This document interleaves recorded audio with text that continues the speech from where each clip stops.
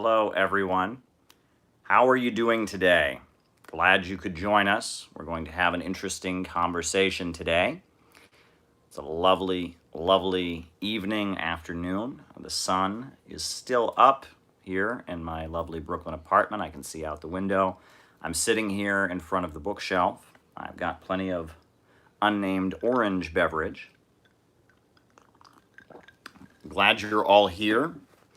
We're going to have a great conversation today. I'm going to be doing a lot more of these lives. I'm trying to keep in a pattern where I do this a lot more often than I used to. So glad you're here with us. If you haven't done so already, please hit the like button. Please hit the subscribe button. Please hit the notifications bell so you're informed when it's time to, once again, join us. And folks will be happy to know that my new book is now available on Amazon.com. The link is below. The title of the book is Kamala Harris and the Future of America. It's a short essay in 3 parts that I composed. It's 133 pages long. And enjoy it. And if you like it, by all means, feel free to take a picture of yourself on social media with it. Feel free to make a review of it, write a review of it for Amazon. It is a study of Kamala Harris and her political development and really how it indicates the situation of the country. I use Kamala Harris's life and her ascendancy politically. She's now the vice presidential nominee of the Democratic Party to make a point, and to make a number of points, actually. And I talk about psychology, I talk about economics, I talk about distortion of leftist politics.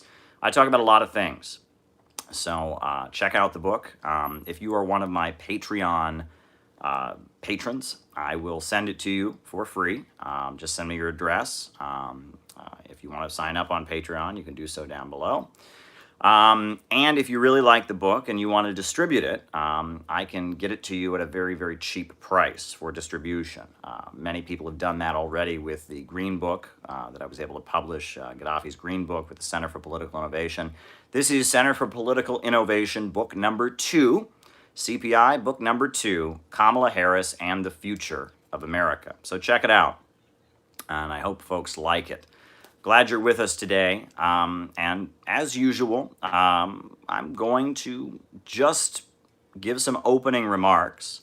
These opening remarks will be related to the new book a little bit, and from there, we'll do our roll call, and then I'll answer your super chats. It'll just be a typical live with Caleb Maupin. I'm glad you're all here. We are very much a community here. Let's think about how much we've grown over the past few years. Let's think about how much influence we're really having, how deeply influential people tend to watch us today. Trump boat rally today. All right. Boat rally. All right. And let's think about our community. Let's think about our unique message. And let's move ahead. So I'll just jump into the opening remarks. Be sure to put this on Facebook. Be sure to put this on Twitter. Be sure to put this wherever you think people will come. The more people who join this conversation, the better. So please, by all means, please bring all your friends and promote this. Let's make this a bigger conversation. But I just want to jump right into it. Folks, who rules the world? Who rules the world? Now, the standard answer that a Marxist will give you is the capitalist class, those who own the means of production. And they are correct. But how do those who own the means of production, own the major centers of wealth and power, how do they go about exercising their rule of the world?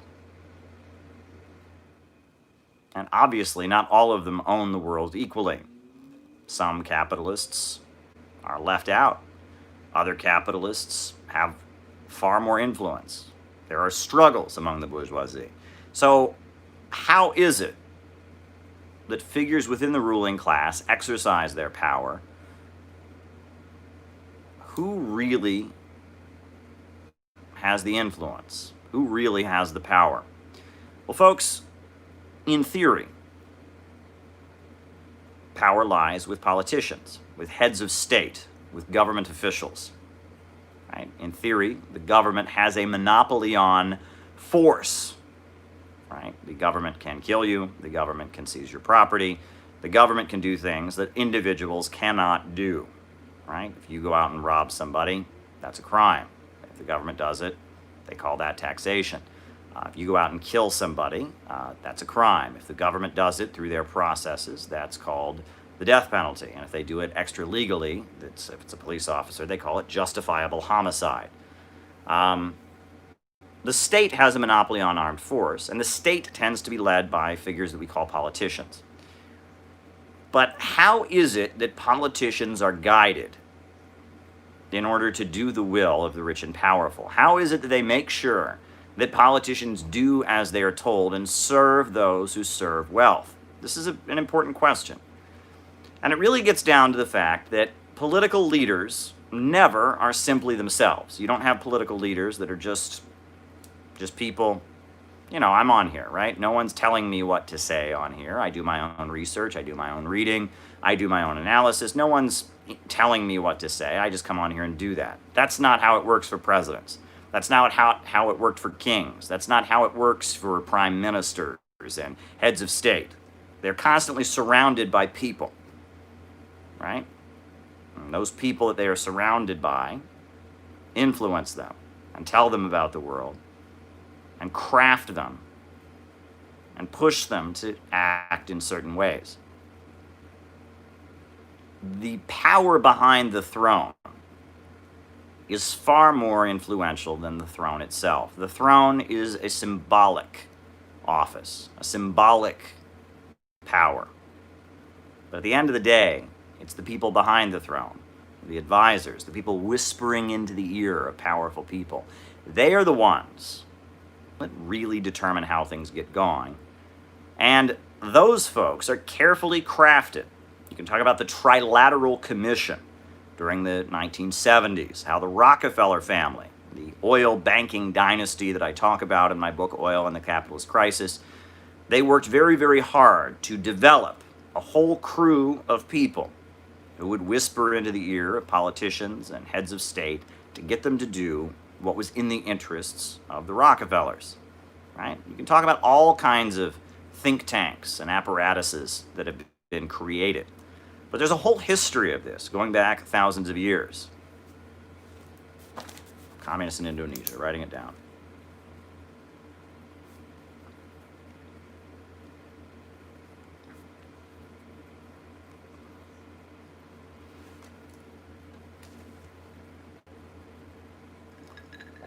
For example,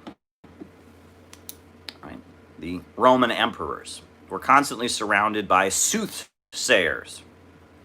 Soothsayers were people that would predict the future by giving these kind of poems or prophecies. And there's a story of the Emperor Tiberius in Rome, and he decided that he wanted to consult soothsayers. He needed a new soothsayer. But he knew that a lot of the soothsayers that were walking around Rome claiming that they could predict the future, that they were fakes. And so he got all the soothsayers he could have and took them to an island. Took them to an island with a big cliff on the edge of the cliff. And he lined up all the soothsayers. One soothsayer would come up to him and he would say, "Tell me the future. Tell me my future." And if the guy started speaking and he didn't like what he said, he'd grab him and throw him off the cliff. And this happened.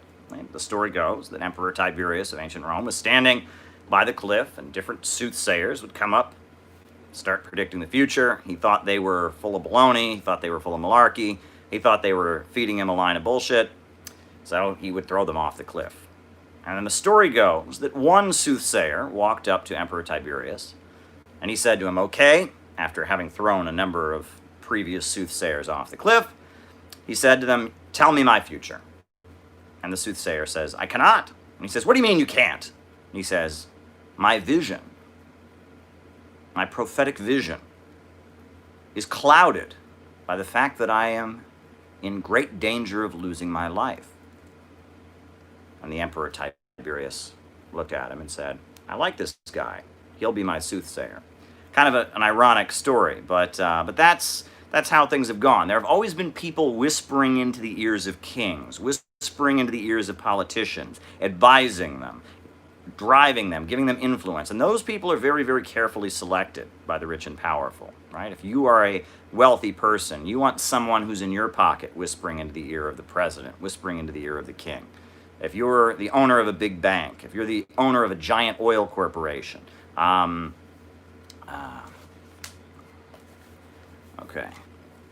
All right. Anarchists.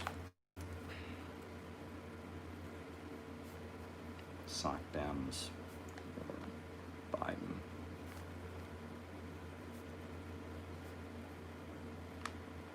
Okay.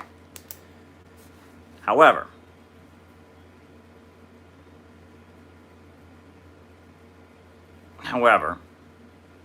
occasionally you will have wise leaders who will look past their advisors and take action, mobilize the public. You know, they talk about Julius Caesar being a populare or a populist. Great book here by Michael Parenti, right?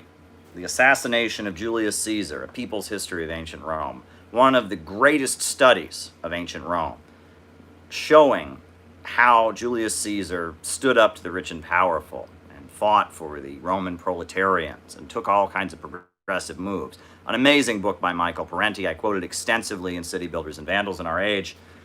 But, you know, yes, occasionally you will have leaders who will align themselves with mass movements, etc. But generally, the way societies that are divided into classes, with a ruling class, are structured, you have one group of people whispering, you know, you have a group of people that surround the politician, the king, the emperor, the president, the prime minister, whispering into his ear or her ear, telling them the way events should go, crafting their views, and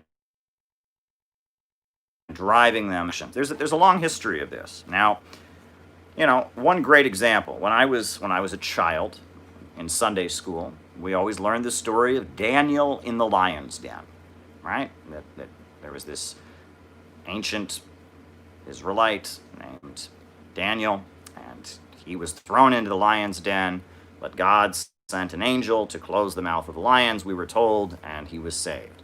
And then, of course, that story always accompanies the story of Shadrach, Meshach, and Abednego, right?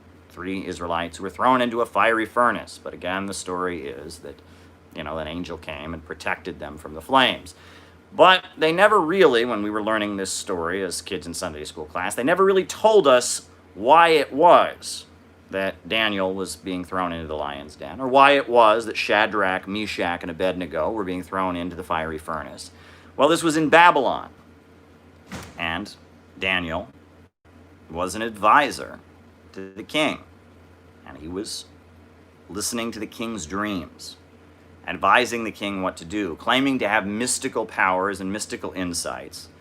And of course, the other soothsayers and fortune tellers and such, the other sorcerers and others who were advising the king, were jealous of Daniel because they saw him becoming more and more influential over the king. And that's the story goes, right? Or Shadrach, Meshach, and Abednego, the same story, right? He was whispering, you know, into the ears of a Babylonian king. The other soothsayers and fortune tellers became very jealous. They set them up, etc. This is a long story of how do you influence those who hold the official seat of political power. How do you do it? How do you drive those that have the official seat of political power? How do you craft them? How do you craft their worldview? How do you drive them to do things? Now, probably one of the most successful attempts at doing this was the Oracle of Delphi. It's very interesting, right?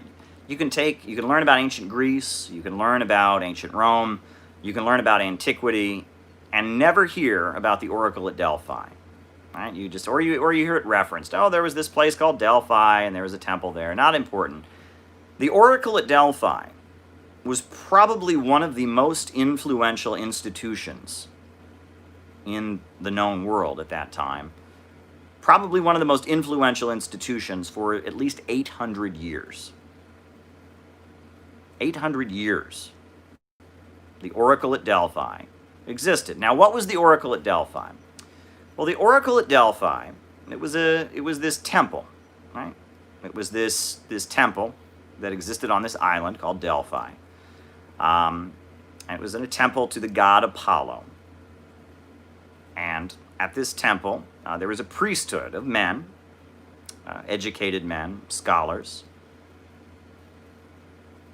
and they would work at the temple, they would maintain it, and they would find a woman, and they would have this woman. They called her the Pythia, and the Pythia was said to be getting messages from divinity, mystical messages from the god Apollo. This woman was called the oracle or the Pythia. And they would get this woman, and they would feed her certain foods, they would burn certain incenses, and they would get her into a kind of hypnotic trance state. And she would start to babble incoherently, blah, blah, blah, blah, blah, speaking in tongues or whatever. And the priesthood of the temple at Delphi claimed they could translate what she was saying. So from all over the ancient world, Athens, Sparta, Rome, Carthage, Persia, kings, emperors would come to the temple at Delphi for advice. And they would come to the temple, and they would have to present lots and lots of gold and treasury. Right? Lots of treasure was handed over to these priests.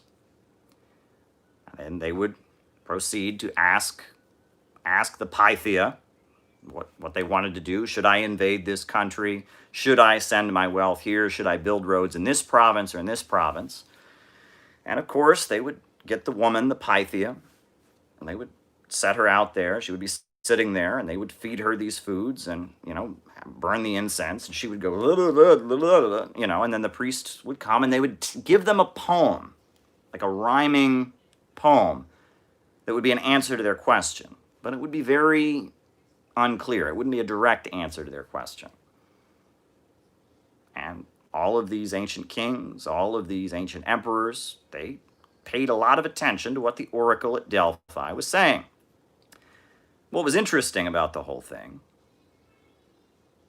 was that what the temple at Delphi was really doing was setting up basically an influence peddling institution.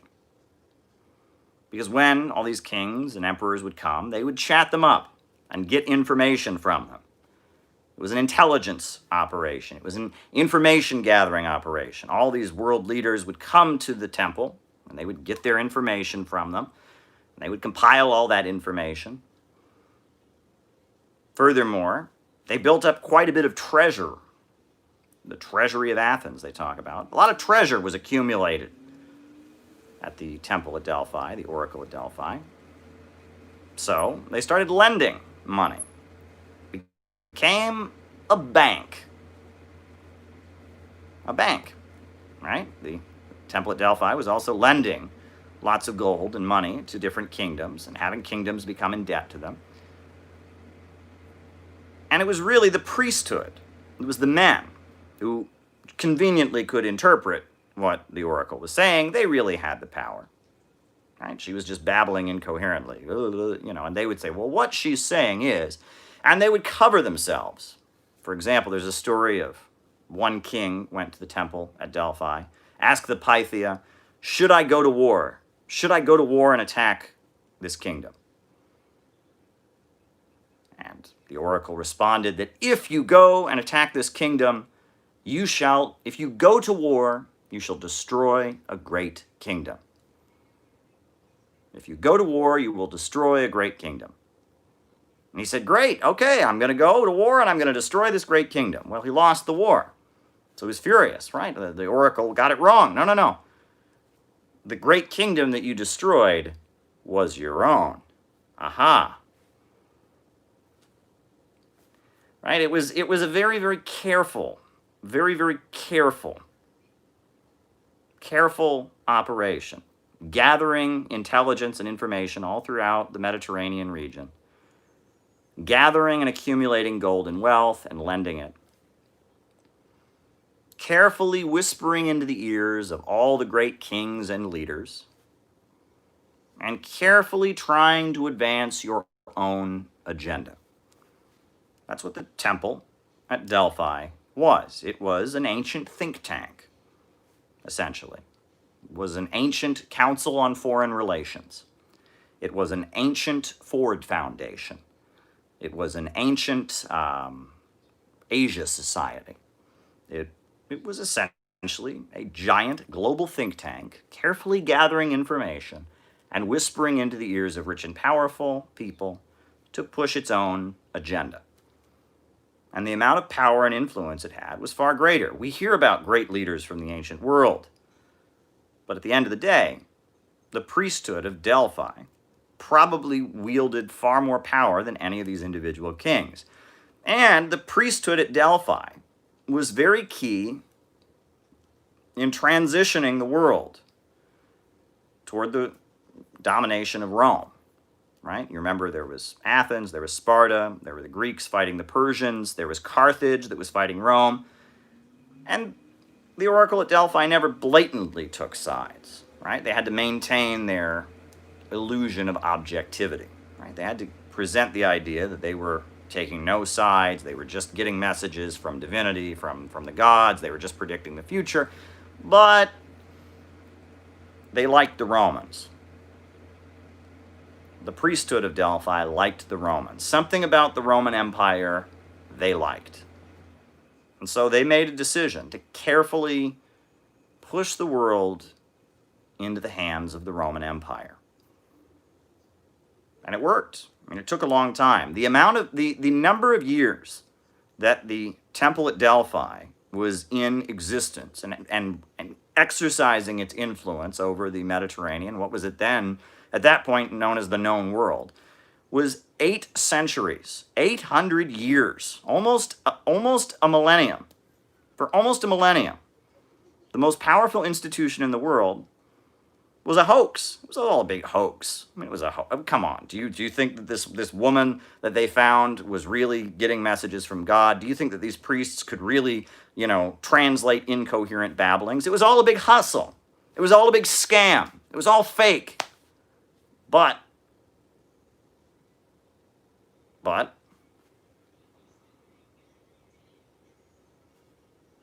it was a way to peddle influence.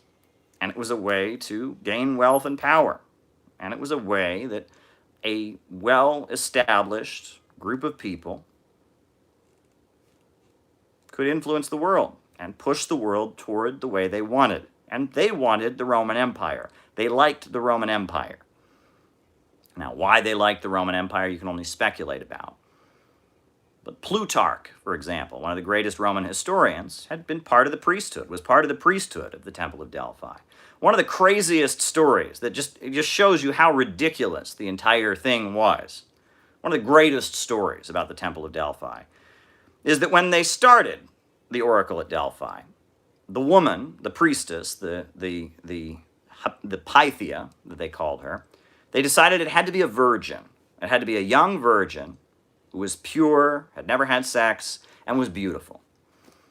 And so that's how they started it out. But then they had a little bit of a problem. Why? Because of the fact that one king came to the temple at Delphi, went before the Pythia to get his vision, and fell in love with her. And he said, she's just so beautiful. So he took out his sword, and he and his soldiers took the priestess away.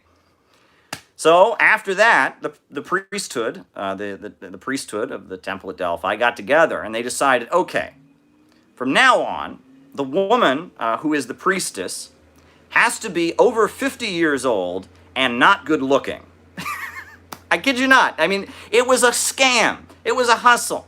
But it was a way that this brotherhood, this priesthood, could accumulate lots of wealth for themselves by becoming the central bankers, by lending money all throughout the ancient world. Number 2, it was a way that they could gather all kinds of information.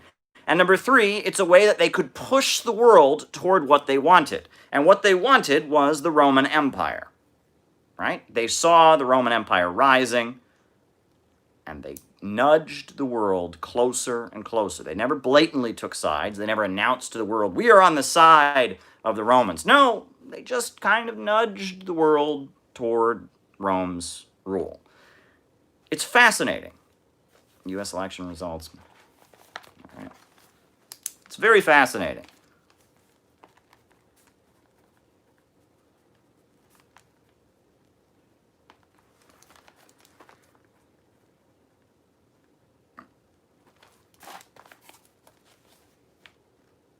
But essentially, what the priesthood of Delphi was doing was not that different than what the ruling class of today does in order to maintain its power. Not that different at all. It's really the same thing, right? They cultivate leaders with their think tanks.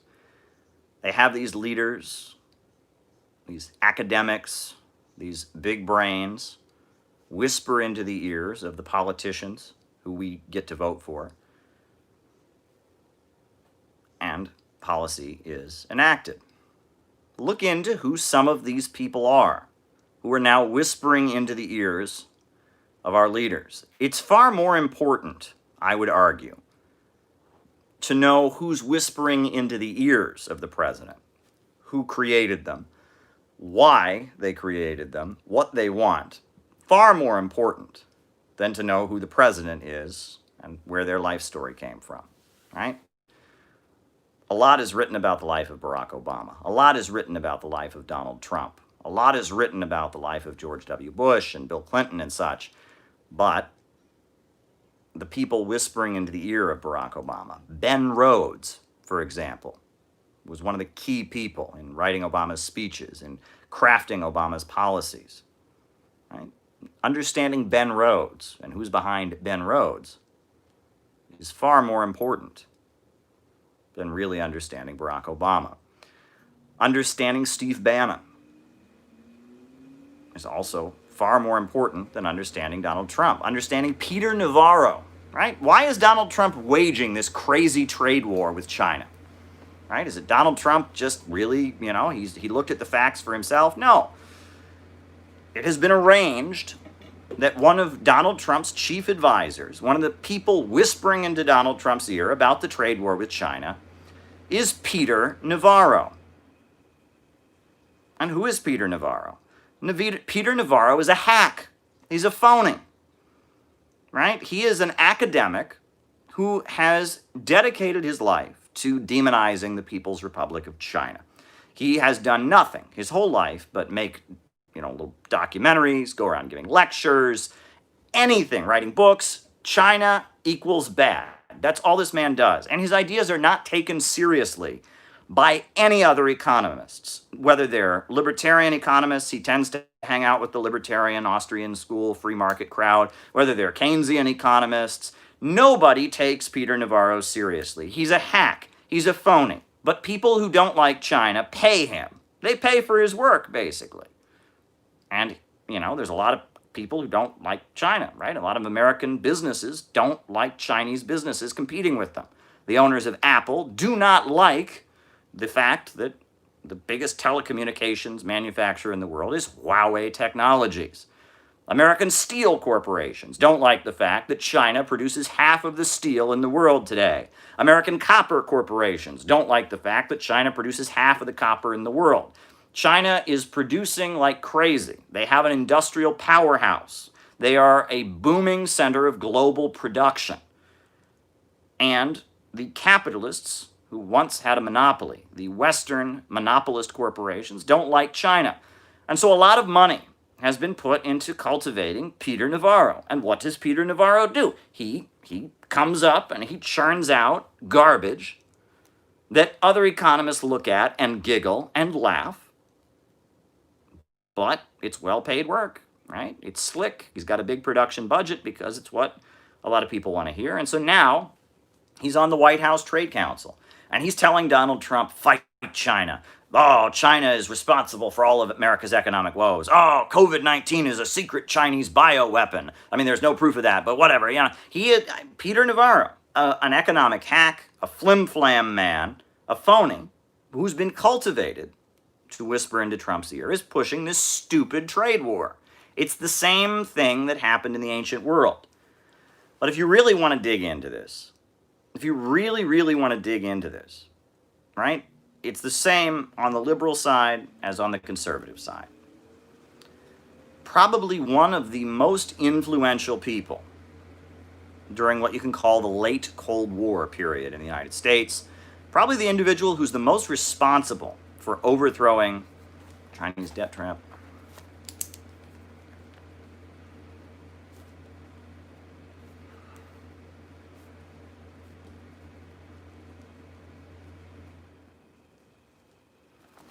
Probably the individual who's the most responsible for the overthrow and fall of the Soviet Union is Zbigniew Brzezinski. And who is Zbigniew Brzezinski? Zbigniew Brzezinski, born in Poland, right, moved to Canada, eventually moved to the United States. Zbigniew Brzezinski.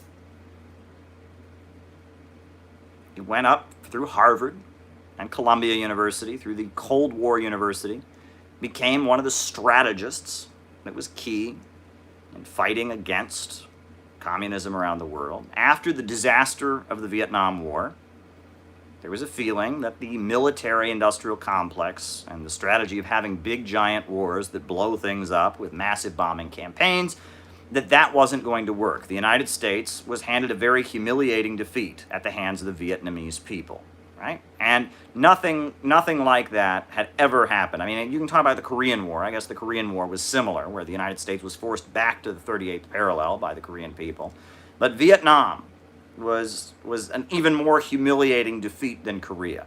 Right? The people of Vietnam, peasants, people living in small huts and villages, hiding rifles under their beds, defeated the Army of the United States, the biggest military in the world. Thank you, Mitch. I appreciate it.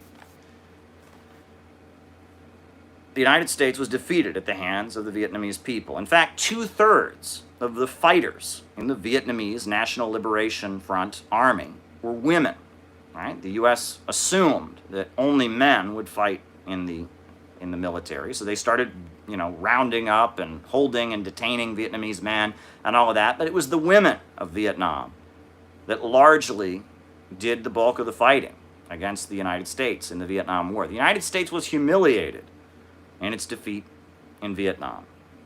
And so, the strategic side of U.S. foreign policy, the side of U.S. foreign policy that doesn't favor big dramatic explosions, massive bombing campaigns like Nixon's Rolling Thunder that killed millions of people in North Vietnam, but instead the side of U.S. foreign policy that favors strategic manipulation, the use of intelligence agencies, started to get the upper hand. And the Rockefellers, they said, this is Brzezinski's time. The Rockefeller family decided that Brzezinski was their man. They also liked Henry Kissinger. Henry Kissinger and Zbigniew Brzezinski did not like each other. That's a whole nother story. But Henry Kissinger was wildly influential as well. But Kissinger and Brzezinski became the forces that the Rockefeller family and the Eastern establishment, the wing of U.S. capital that is probably the most powerful and influential, the big oil companies, right? Standard Oil was started by John D. Rockefeller. Today it's known as ExxonMobil. Chase Bank is their banking institution, together with J.P. Morgan. That faction picked out Zbigniew Brzezinski and Henry Kissinger to be their forces, to be their people. Right? There's the Trilateral Commission, which was a very, very big think tank they developed. And Brzezinski was right on top of it. And Jimmy Carter became president in 1976. Jimmy Carter said that he was a student of Zbigniew Brzezinski. And Zbigniew Brzezinski, his idea was that you needed to manipulate communists against each other. Manipulate the communists in the Soviet Union against the communists in China. Manipulate the communists in Vietnam against the communists in Cambodia. Manipulate the communists of Poland against the communists in the Soviet Union. Manipulate the communists in Yugoslavia against the Soviet Union, right? Brzezinski His family were Polish nationalists, Roman Catholic, Lebanon explosion.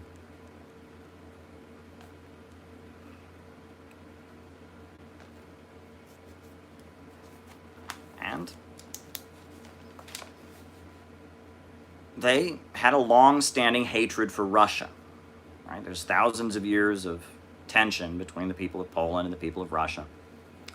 And he had almost, I would say that Brzezinski had an ethnic hatred for Russians. I mean, if you read his grand chessboard, if you look at his life story, his obsession, it wasn't about communism, it wasn't about politics. He hated Russians. He was a Polish nationalist and Roman Catholic, and he did not like those Russian Orthodox Russians. I mean, it was a long-standing geopolitical dispute. Brzezinski had the idea of fomenting Islamic insurgencies against the Soviet Union.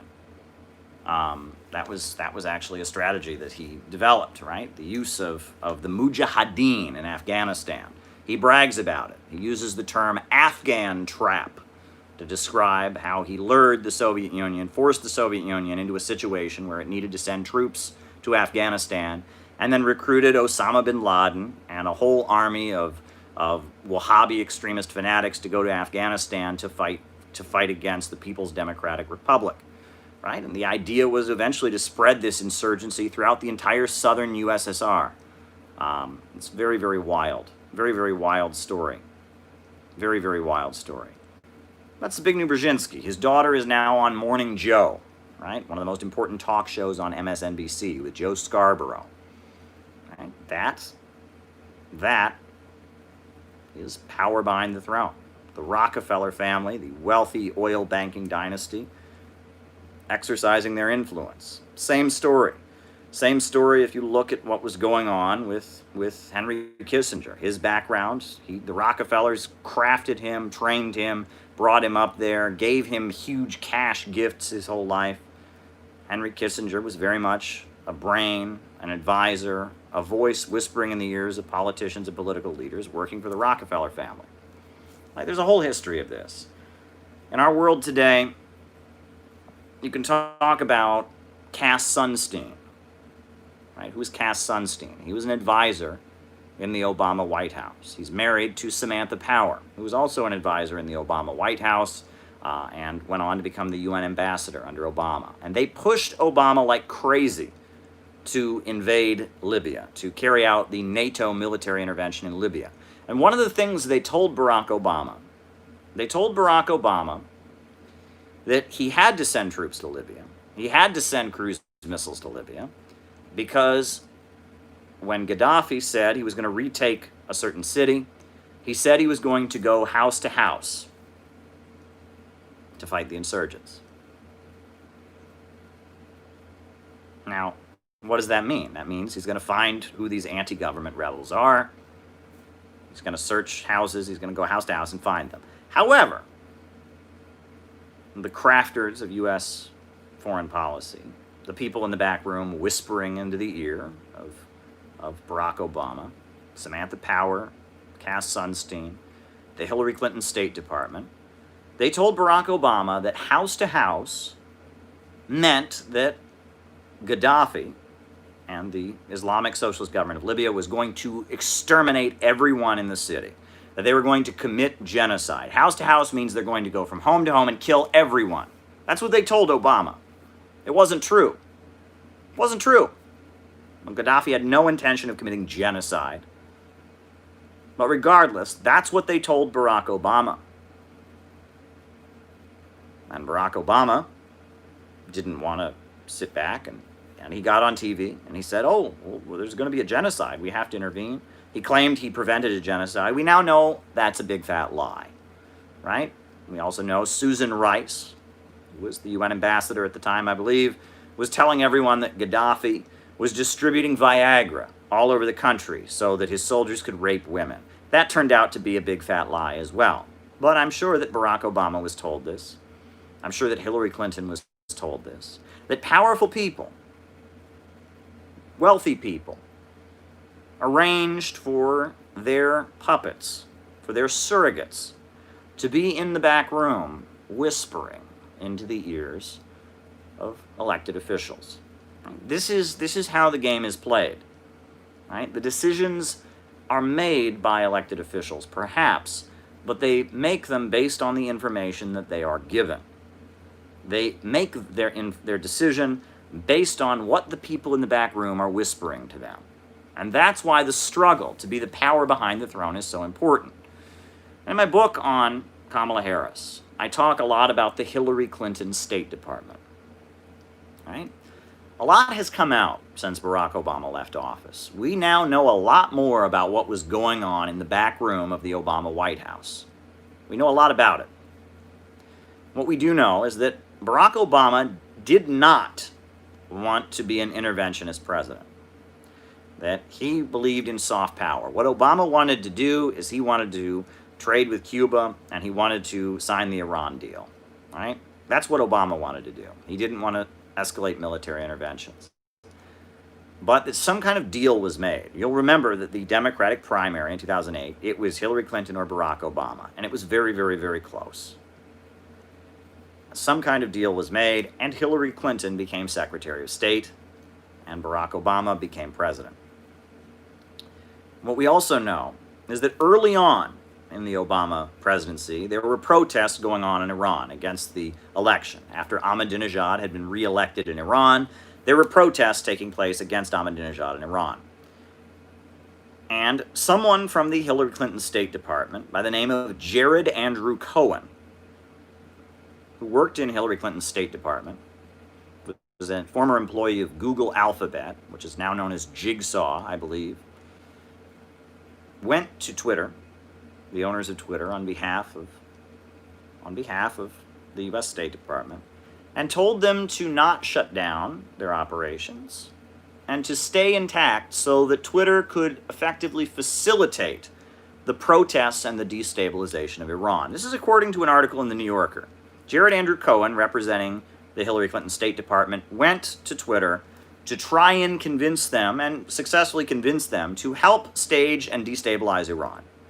Barack Obama heard about this and tried to fire Jared Andrew Cohen, but Hillary Clinton protected him. Hillary Clinton protected him.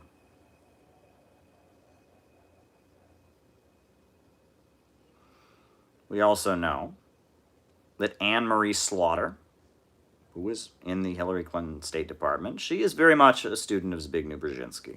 She talks about global chessboards. She wrote a book called The New World Order, which was about the fall of the Soviet Union and the role of the United Nations.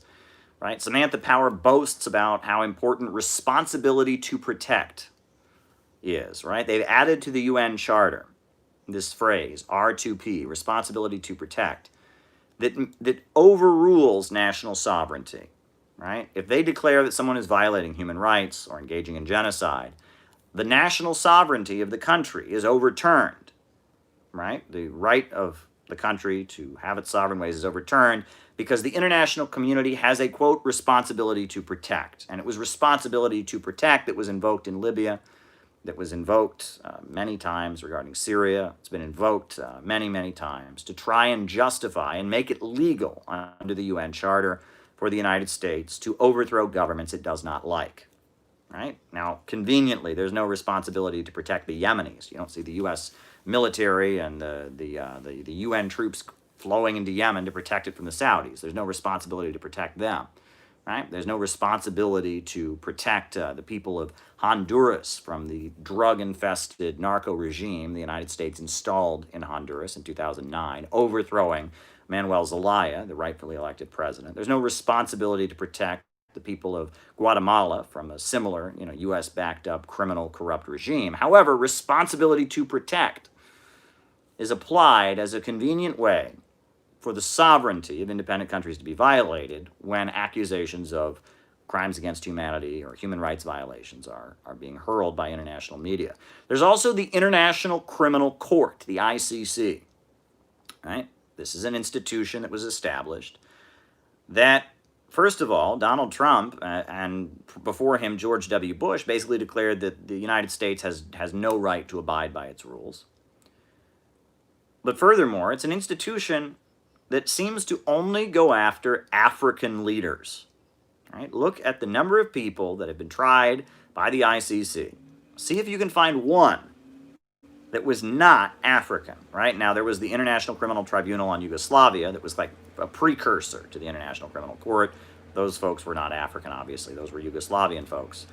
But the ICC has a particular fixation with Africa and going after African leaders and intervening in Africa's affairs, which is quite interesting because Africa, as we know, has lots of oil. It's got lots of very, very, very valuable minerals that are very key in making computer technology.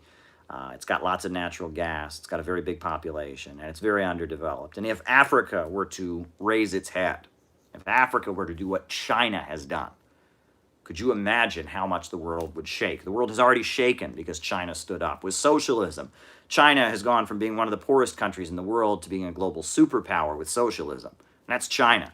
Imagine what Africa would do if the millions and millions of people in Africa took control of their resources, took control of their economies, and started constructing. Could you imagine how beautiful that would be? Could you imagine how much that would change the world? Global relations would change. If Africa were no longer being subject to imperialism and being kept in chronic poverty by Wall Street, it would be such a game changer in the global situation. But it seems like the ICC, the International Criminal Court, has been set up explicitly for the purpose of making sure that never happens.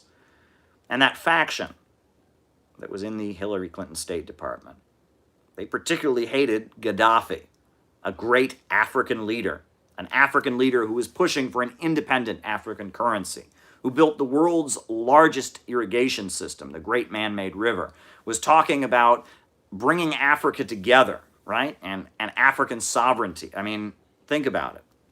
Think about it, right?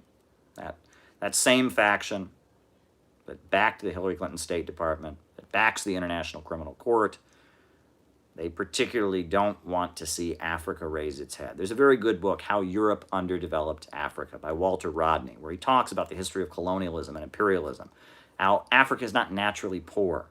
And Africa, we have this myth that the people of Africa were just, living in caves or whatever until the slave ships showed up. That's a big lie. There's been civilization in Africa. There's been science in Africa. The state and the conditions of the African people are the result of Western capitalism and colonialism and imperialism. That is the reality. But beyond that, folks,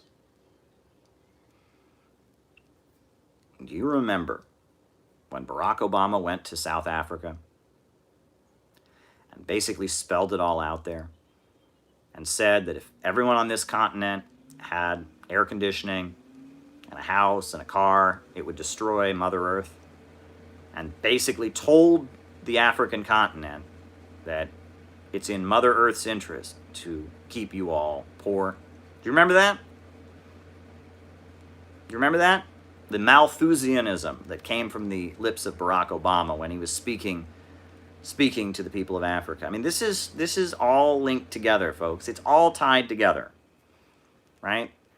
The world is ruled by big banks and corporations, by a small group of very, very wealthy people who realize that if they are going to stay rich, the world must stay poor. And this is the reality of what imperialism is. Read Lenin's book, Imperialism, the Highest Stage of Capitalism. The rise of international monopolies, right? The rise of financial cartels, carving out spheres of influence in order to keep the world poor. And right now, they're desperate to maximize their profits. They don't need us at the assembly line anymore. With the computer revolution, they don't need workers like they once did. And so they are desperate to reduce the human population, desperate to drive down living standards. They've decided that the only way we could possibly deal with global warming, the only way we can deal with it is to reduce human consumption, right? They've decided that human progress must end because of global warming. Unlike China, that says the answer to global warming is moving into the future. It's developing higher modes of technology, getting beyond fossil fuels, getting to higher modes that don't destroy the environment, right? There is a pessimistic oligarchy that rules the world. Big banks, big corporations, and they're fighting among themselves right now. There's one particular faction you can call the Eastern Establishment that the Rockefeller family is in with, the Council on Foreign Relations. They're tied in with British capital. George Soros is in there as well. That's one faction. There's another faction that's got Betsy DeVos and the folks that are all about military hardware and weapons manufacturers. There's Bernie Marcus, the owner of Home Depot. Sheldon Adelson. There's the Trump faction. They have their interests and their desires.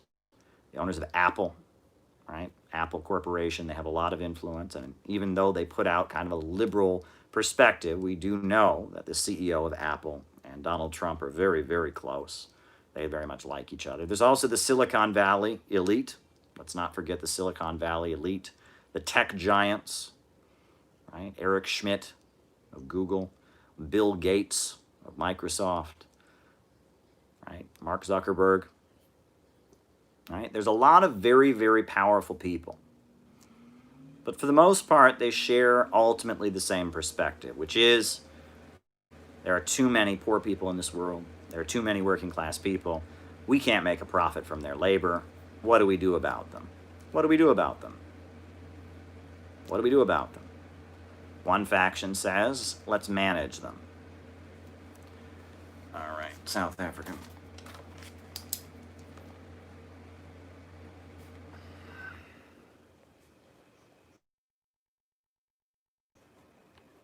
One faction says to manage them. Let's control them. Let's carefully try to have social peace. Another faction says, let's starve them. Austerity now. Drive their wages down. Free market capitalism. Woohoo! There's divisions among the rich and powerful right now because capitalism is in a crisis. This is a crisis of overproduction. This is capitalism. Capitalism functioning the way it always has. The capitalists are trying to maximize their profits and doing so by driving the conditions of the workers lower and lower. Technology has increased, and in a rational society, more technology would mean less work for everyone. But under capitalism, more technology and more abundance leads to greater poverty. This is all the natural workings of the capitalist system. But there are millions of working people around the world who don't want this any longer. Plus, there are many governments around the world that have broken out of this global system of monopoly capitalism. Capitalism in its highest stage, responsibility to protect profits. Exactly, David. There are many countries like Venezuela, like Iran, like Cuba, like North Korea, right?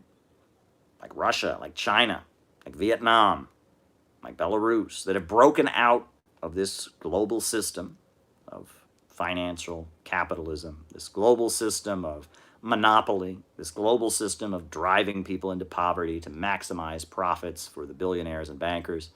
There are many countries around the world that have broken out of that system. Plus, there are many working class people who don't want to just be eliminated. They don't want to just be phased out of existence. They don't want to just be downsized. They want to fight for their survival. They want to fight for their jobs and their housing. They don't want to live in a giant low-wage prison. They want a better life for their kids, for their communities. They love their fellow human beings. That's the world that we live in. And that's the fight that is before us. And I hope that this opening presentation tonight has helped you to better understand what it is that I'm talking about when I talk about capitalism, when I talk about imperialism, when I talk about anti-imperialism, resistance, and socialism. Because this is what we're up against. This is how they go about ruling the world.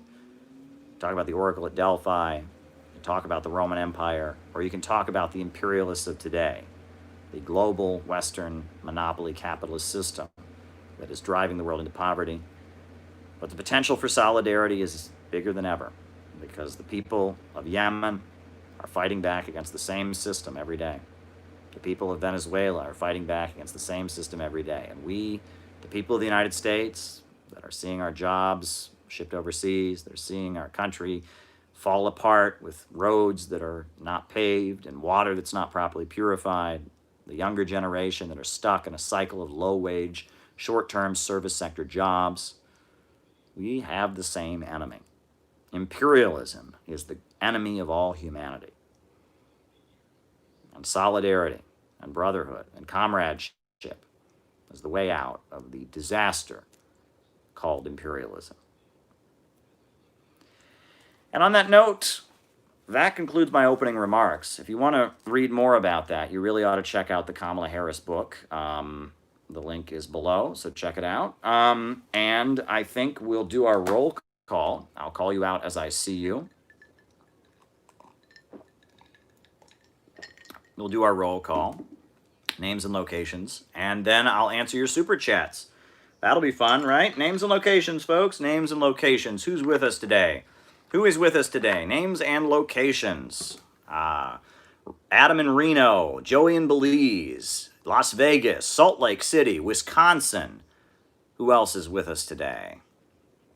Los Angeles, Sam Levin, Ecuador, Hamilton, Ontario, Canada, United Kingdom, Sami in United Kingdom, Cleveland, Pirate Alex, Alex in an undisclosed location, Anne in Iowa, Virginia, Matthew in Sydney, Orlando, Florida, Newcastle, United Kingdom, Andres in Germany, Liverpool, UK, Cleveland, Dan from Pennsylvania, Tel Aviv, Palestine, UK, Miami, Cincinnati, Ohio, Jenny Lynn, Victor from Germany, Nicholas Lynch, Bendigo, Australia, David Fox, Melville, Utah, Presente. Thanks for the shout out, man. California, JT24 in Mississippi, Sami in the UK, Brian Schaefer in Illinois, Shaniqua from Buffalo, New York, Eli from California, Vancouver, Southern China, Texas, Nepal, Julian, UK, north of Detroit, Steve G, Jerry from Southeastern Ohio, Global Babylon, Florida, Captain Waffles, Southeast UK, Tetuan, Morocco, Tallahassee, Scamala Harris, says Charles, Zimbabwe, wow. Who else is with us today? Leipzig, East Germany, Etatist. Mo in Pomona, California is with us. Trevor in Ireland is with us. Jason Sarna in Vallejo, California. Maximilian Robespierre is with us. New Jersey, Anthony Rees. Singapore, James W. Who else is with us today? Dante from SoCal. Did I get your email? I don't know if I did. Let me check. The Netherlands. Joanne from the Netherlands. Unnamed orange beverage. Absolutely. Terre Haute, Indiana. Red salute, says Charles Rogers. Harold Sullivan in Naples, Florida. Nicholas Lynch says, looking forward to the book on the synthetic left. Well, the Kamala Harris book is like a preview, right? It's like a preview. That book is in the works as well. Orange Beverage Factory. Good stuff. Who else is with us today? Who else is with us this afternoon?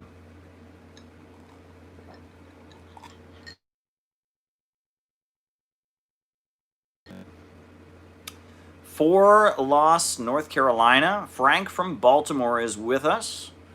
Who else is with us today? Bulgaria is with us. Plainfield, New Jersey. Boy from Sacramento.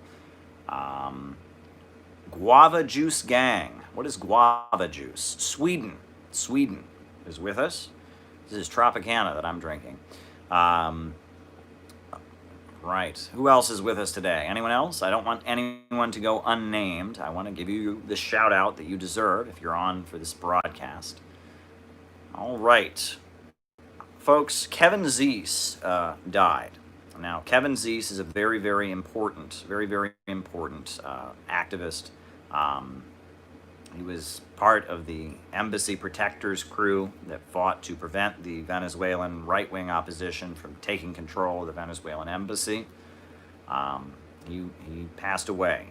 Margaret Flowers, I believe, was his partner. She's a very important activist in the D.C. area, an anti-imperialist, a Green Party activist. And also, interestingly, David Graeber passed away yesterday. Now, David Graeber was the intellectual who got the spotlight at Occupy Wall Street. He'd come out of the, the anti-globalization movement in the 1990s. And I remember David Graeber from Occupy Wall Street. Do you believe in complete or vulgar materialism to become a Marxist? Writing it down. Complete.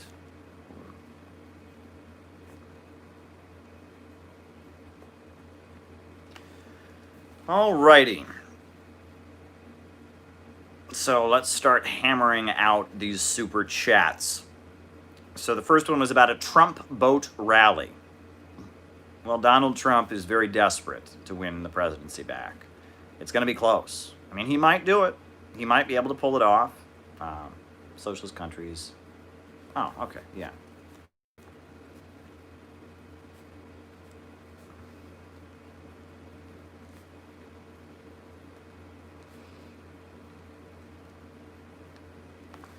He might be able to pull it off.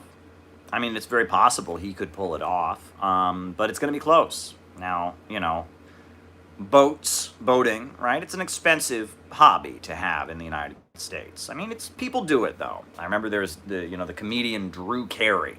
He had a video to try and say there was no such thing as poverty in the United States, and he went to Lake Erie and he interviewed people who own boats. And it's like, oh, this guy who owns a boat, he's a cop, and this guy who owns a boat, he's a plumber. So therefore, there's no poverty because working class guys, this cop and this plumber, have a boat.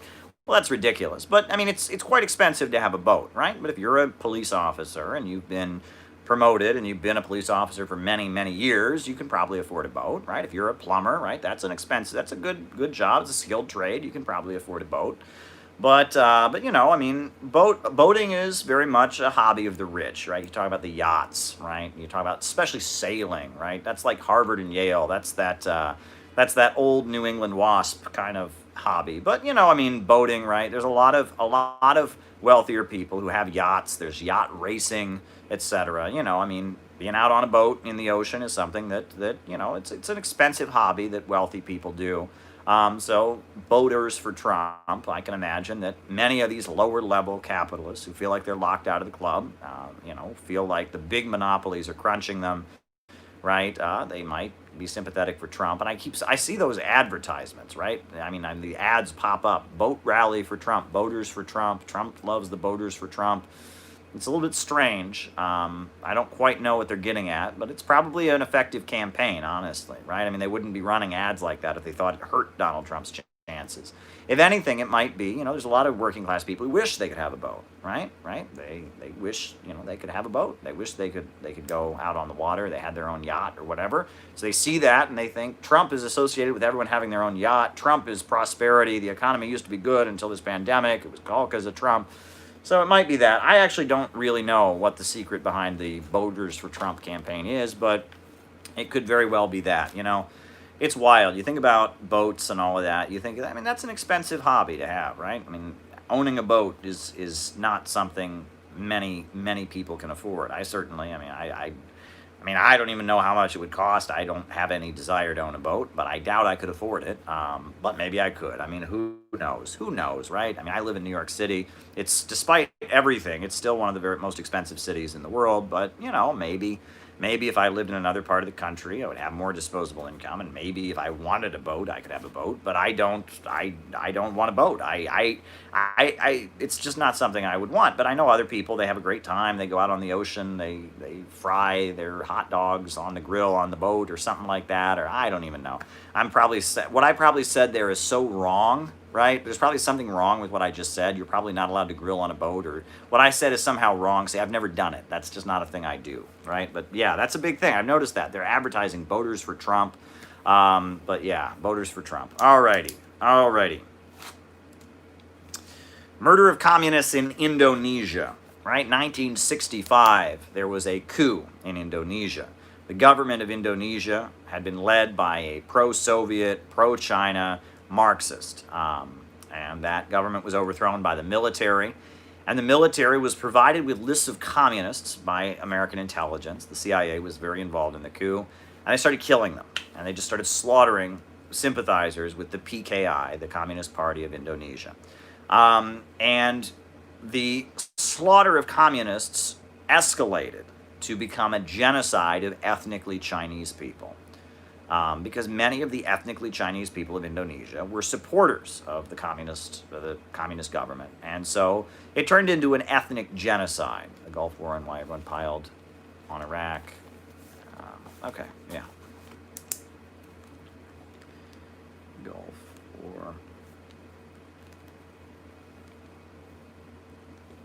Okay. And, it turned into an ethnic genocide. what's interesting is that Barack Obama's stepfather was involved in that, and that gets covered up. Um, I mean, it was a military regime that was slaughtering people. Later, the government of Indonesia committed the genocide in East Timor, right? A lot has been written about that. Noam Chomsky, Amy Goodman, and others have talked about that. But I mean, there was just a mass slaughter of people that were alleged communist sympathizers. They talked about how the water, the waterways of the capital of Indonesia got dammed by the number of corpses that were dumped into them. So many dead bodies were thrown into the waterways in Indonesia I mean, it turned into a genocide of ethnically Chinese people. What's pretty wild is that there is a huge amount of bigotry toward ethnically Chinese people in Indonesia and Malaysia. And what's weird is that the bigotry directed toward Chinese people, it sounds a lot like anti-Semitism, right? Like they allege they're all wealthy, which they're not. They allege they're all communists, which they're not. It's like, and then you'll even get some of these Muslim leaders in Malaysia and in Indonesia who will actually say that Chinese people are Jews, and that's actually said by some of these Wahhabi extremist, imams in Indonesia and in Malaysia. They claim that not only are they whipping up hatred for ethnically Chinese people and for the People's Republic of China, but they'll actually go as far as claiming that ethnically Chinese people are secretly Jewish, that Chinese people are like the lost tribe of Israel. It's really wild. You can look this up, but there is a huge amount of hatred and ethnic bigotry for ethnically Chinese people, and that in some cases, not only does the bigotry parallel anti-Semitism, but it actually becomes anti-Semitic. It's really, really wild. You can read about that. But yes, I mean, there was slaughter, and you can read about Obama's parents and his stepfather and his mother. And how they were involved. I mean, Obama was in Indonesia at that point as a child. They made so much of a big deal in the U.S. media about, oh my God, he went to a Muslim school. Well, I mean, Indonesia, it's a Muslim country, so of course he went to a Muslim school. They're kind of missing the point. The point is that he was, his stepfather was a military figure who was involved in genocide against ethnically Chinese people. That there was a brutal military dictatorship set up by the United States to overthrow a Marxist government. But that's not important or anything. Let's focus on the fact, oh my God, he went to a Muslim school. I bet he read the Quran. I mean, it's just, U.S. media always focuses on the wrong things. It's kind of like how now they're saying Kamala Harris wasn't born in this country. Folks, I don't like Kamala Harris, but Kamala Harris was born in this country. Let me repeat this. Kamala Harris was born in this country. Of all the things to object to about Kamala Harris, the idea that Kamala Harris was not born in this country is the stupidest thing I have ever heard. There is absolutely no question that Kamala Harris was born in this country, considering Wahhabism and Muslim brotherhood the next cultural revolution. All right.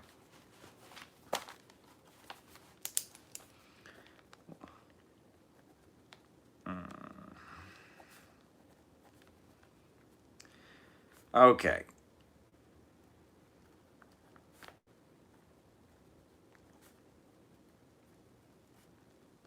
Middle East. All right. All righty. Okay, so anarchists and sock Dems for Biden. Do they have a point? I can understand. Let me say this, right? And this applies not just to anarchists and social democrats. This also applies to the Communist Party. I can understand why many leftists feel that Trump absolutely must go and that Joe Biden is the lesser of two evils. I don't think that. I don't agree with that. And in fact, I think that in some ways Joe Biden is a little bit more dangerous than Trump. Not in all ways, though. In some ways, Trump is far more dangerous. But I respect that point of view, honestly. I do. I can respect it. If you're an immigrant activist, part of an immigrant community, you would feel that way, right? If you're a Muslim American, you would probably feel that way. If you are part of the black community, and seeing the wave of police brutality and the protests and seeing Trump denounce the protesters and what he's doing in Portland, I can understand why you would feel that way. I respect that point of view. I just don't agree with it, but I respect it. The correct thing, Leonard Peltier's endorsement, Whoa, repeat that last thing. Repeat that. Repeat that. That was a huge super chat and it went way fat. Leonard Peltier's endorsement. What was it? What was it? What was it? Leonard, like, repeat the super chat. I need to see that again. Leonard Peltier endorsement. Repeat the super chat. Somebody. I need to see it. I need to see it. Someone put it in the chat so I can read it. Leonard Peltier endorsement. What was that? What was that? Gloria LaRiva. Importance of being with the masses in light of anti-vax or anti-mask conspiracy theories.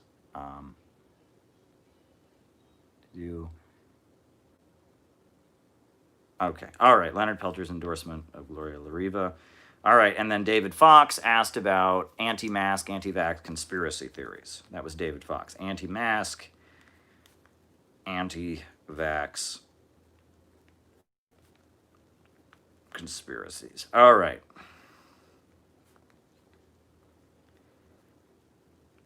All right. Okay. So let's finish up the Joe Biden thing. So I can respect that viewpoint. I just don't take that position regarding Joe Biden. That's not my position. I don't think Joe Biden is necessarily the lesser of two evils, but I can understand why specific communities that are affected by Trump's, policies are feeling that way. And the Communist Party feels that way, and I respect their right to feel that way. And I respect different communities, and I respect different activists. There are very strong arguments to be made in favor of that position. And no, I don't take the position that anyone who says that is a big shill. However, what I don't appreciate is people who take that position dishonestly. Okay? There are people who take the position where you got to vote for Joe Biden, but they take it in a very, very hypocritical way, right? There are people who say, oh my God, you can't support Russia. Sure, they're opposing the U.S. imperialists. Sure, they're, they're raising their people out of poverty. Asking the left divides and learn how Christian sects stop fighting each other. Oh, okay.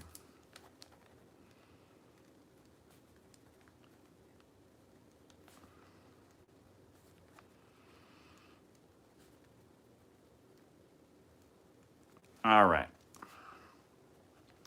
They say, sure, the Russians are anti-imperialists. Sure, they're raising their people out of poverty. But they said this about gay people, or they did this, or they did that. And so therefore, anyone who you have to denounce you have to denounce Russia. You can't, take anti-imperialist positions. You have to be neutral on every international situation because Russia is bad. Or you get people, sure, China has raised millions of people out of poverty. Sure, they've done all of this, but you have to denounce, you got to be neutral on every international issue because China, they did this or that. And if you question that, and it's like they have this like moral purity when it comes to international issues. They claim to be anti-imperialist, but somehow they always accept the imperialist narratives about every anti-imperialist country. And then they go, but I don't support the U.S. imperialists either. I just agree with all of their arguments. But then they say vote for Joe Biden. The moral purity, right? You're not allowed to support any anti-imperialist state, but you can support Joe Biden. That I don't have a position for. Look, if you're honest about your support for Joe Biden, you're like, he's the lesser of two evils, you feel that way, I respect your opinion. I don't agree with you, but I respect your opinion.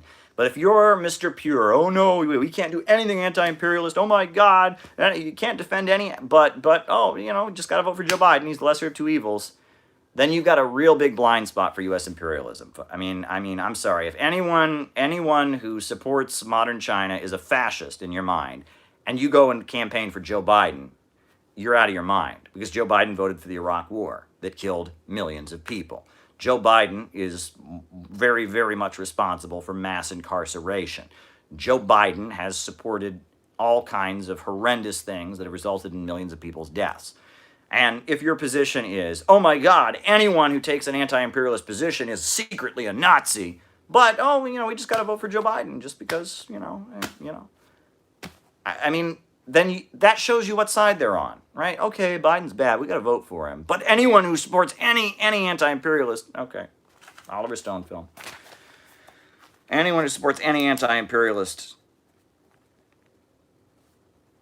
that hypocrisy bothers me, all right? That hypocrisy bothers me. And I can understand voting for Joe Biden because you think it's strategic and you think Trump is the greater evil, but I don't understand condemning every anti-imperialist state, piling moral condemnation. Nice shirt. Oh, thank you, Captain Waffles. No question. All right. That I don't understand. All right, cool. U.S. election results being contested. Yes, I mean, I almost expect that at this point. I almost expect that whoever wins, the other side will declare it's invalid, right? Hillary Clinton told Joe Biden not to concede to Donald Trump under any circumstances, right? Donald Trump keeps joking about, oh, they say I won't step down. I mean, we're heading for a very, very scary situation. We know that they're already rehearsing, right? There's the what do they call it? The transition integrity project, where they're playing out different scenarios. This is scary stuff, folks. We are on the brink of a very scary political crisis. And the worst thing is that there's no progressive pole within this, right? If there was a huge communist party in the United States, they could really, really intervene within this crisis. They could have one of these factions making alliances with them. Good things could potentially be happening. When there's this much of a division in the ruling class, there's a real opening for the people. But because the left has been so demolished and so, rendered so politically weak and so confused, and I mean, nothing good is going to come out of this, right? This isn't Lincoln. This isn't Roosevelt. This is two rip-off evil factions of the ruling class battling each other. Neither of them is in any kind of Bonapartist alliance with the workers. I mean, I don't see anything good coming out of a contested election, right? And I think it's going to be bad, honestly, right? And there's talk of the military. What side will the military be on? This is a nightmare. I mean, this is the United States falling apart. I mean, this is not a good situation. I'm very worried about what's going to happen because, I mean, this is the country basically falling apart. There's no progressive pole, and that's why we desperately need to form the Center for Political Innovation. That's why we desperately need to engage in political education. No, the movement is not everything. No, the goal is not nothing, okay? If people really understood socialism, if they really understood the concepts we talk about on these lives, if they really understood Marxism-Leninism, if they didn't think socialism was everyone gets a stock dividend rather than a wage, if they didn't think socialism was the government gives me free stuff, if people really understood the concepts, if there was a poll of people in this country who were mobilized and understood our ideology, understood our viewpoints, this could potentially be a very good situation. Except it's a very bad situation right now. It's the capitalists fighting amongst each other and the needs of the workers being left behind. And I mean, I don't really see anything good coming out of a contested election. I don't like a political crisis like that. Things can only go bad. It'll go from bad to worse. And I really, really, really, really, really hope that there's not a bunch of bloodshed, this fall. I really hope that I'm in a situation where, yes, maybe years ago I would have said, the people will be in the street. Well, I'm not in that situation anymore, folks. I'm telling you right now, I'm looking at the situation and saying there's no really good outcome here, right? If the election is contested, if there's not a clean result, if we don't know who's president, the next day, it's going to be bad. It's going to be very, very bad. And I don't want that to happen. I want there to be somebody wins, somebody loses, end of discussion, and we move on, right? Because, again, people don't understand that just action in the streets, just people being in the streets, just people going out and breaking shit doesn't lead to socialism. If you've ever needed any more proof of that, look at the current situation. Are we any closer to socialism than we were yesterday, right? As a result of what's been going on in this country for the last few months, right? I mean, think about it. Think about it, folks. I mean, this is not a good situation, right? Without a revolutionary ideology, there is no revolutionary movement. You know who said that? Vladimir Lenin. It's in What Is to Be Done. Tailism, right? Just whatever the masses are in motion, you run behind them going, hey, I support this, woo! New to your channel, lots of watching your videos. Have you ever thought of making a communist leader tier? I'm sorry. I was watching a documentary about Mussolini. I spit it in my coffee when I learned he killed half the Libyan population. All right, so what was the first one? The communist leader tier what? Can someone repeat the first one? Libyan population, Mussolini. All right, we'll talk about Mussolini in Italy, but can someone repeat the thing about tier list? Communist leader tier list. All right, I'll write it down. I'm not quite sure. Communist leader tier list. Okay. Alrighty. Okay. Contested election. It's not going to be a good situation. Without a revolutionary ideology, there is no revolutionary movement, right? Okay, the tailism, just, hey, the people are in the streets, you just tail after them, cheering. That's, that is, bowing to spontaneity. What is to be done? Not going to work. All right, Chinese debt trap, new colonialism. This drives me crazy, right? China goes around the world building up countries, building infrastructure, raising people out of poverty, and they're like, oh, they're trapping them with debt. Whereas the IMF and the World Bank have been trapping people with debt from the beginning.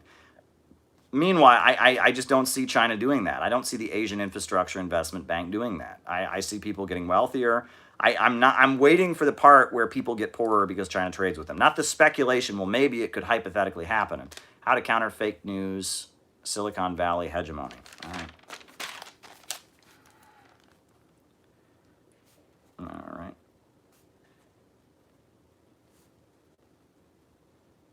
Valley. All righty, folks. All right. But yeah, I'm not seeing it happening. Lebanon explosion. Right. Well, Lebanon, like a lot of countries in the developing world, has a lot of corruption in it. But at the same time, we know the United States does not like the fact that Hezbollah is in Lebanon and has such a big political infrastructure in the country, and they want to get rid of that. They don't like the fact that Hezbollah is able to operate in Lebanon as a revolutionary anti-imperialist group. And so they'd like to replace the government of Lebanon with a government that will crush Hezbollah, and that's what they want. So it's a complex situation, but at the end of the day, I mean, we know what's going on, right? They've had Lebanon in their crosshairs for a long time. No, does that mean that there wasn't corruption that contributed to the explosion? Wasn't the movement for a People's Party? All right. MPP.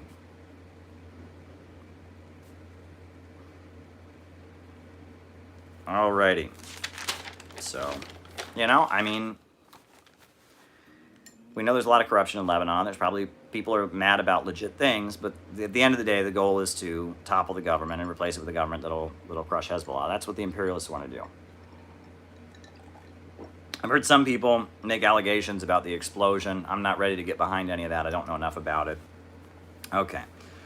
South Africa, the Economic Freedom Fighters, the EFF. I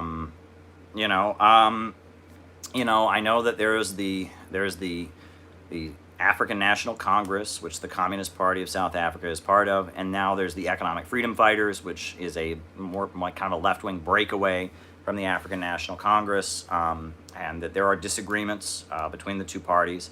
From what I can deduce, there are good revolutionaries in both parties, right? There are good people in the ANC that are in the Communist Party or revolutionaries. There's also good people that are in the EFF. My hope is that eventually they can all be in the same party. But that South Africa is at a turning point, right? I mean, they very much have a lot of poverty there, and they need to take action to benefit the population. There needs to be economic reforms, and that not much has really changed in terms of property relations since the fall of apartheid, right? I mean, that apartheid has changed. Yes, the apartheid system is gone. But they have not, really addressed property relations. And that the fall of the Soviet Union was a big factor. If the Soviet Union had existed, right? All the CIA documents, everything was saying they predicted South Africa would become the Cuba of the African continent, right? They were expecting that things would change, but unfortunately, South Africa is in a weird spot. Now, China exists and is able to invest increasingly.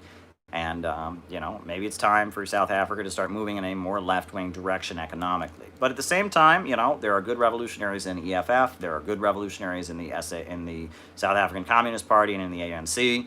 And my hope is that they can get all on the same page and start moving towards socialism. All right. Does one have to be a complete vulgar materialist in order to be a Marxist? No. I mean, I would consider myself a Marxist, and I'm not a complete vulgar materialist. I do believe in a God. I do think that people have a spiritual capacity, that they can be motivated to act in ways that are against their material interest in order to fight for a higher cause. I think that's what separates mankind from animals. So no, I would say you don't have to be a vulgar materialist in order to be a Marxist. Gang of Four in other socialist countries, right? The Gang of Four was the ultra-leftist clique that took power in China before the rise of Deng Xiaoping in the final years of Mao's life. They did awful things in the country. They were driving, they were even predicting World War.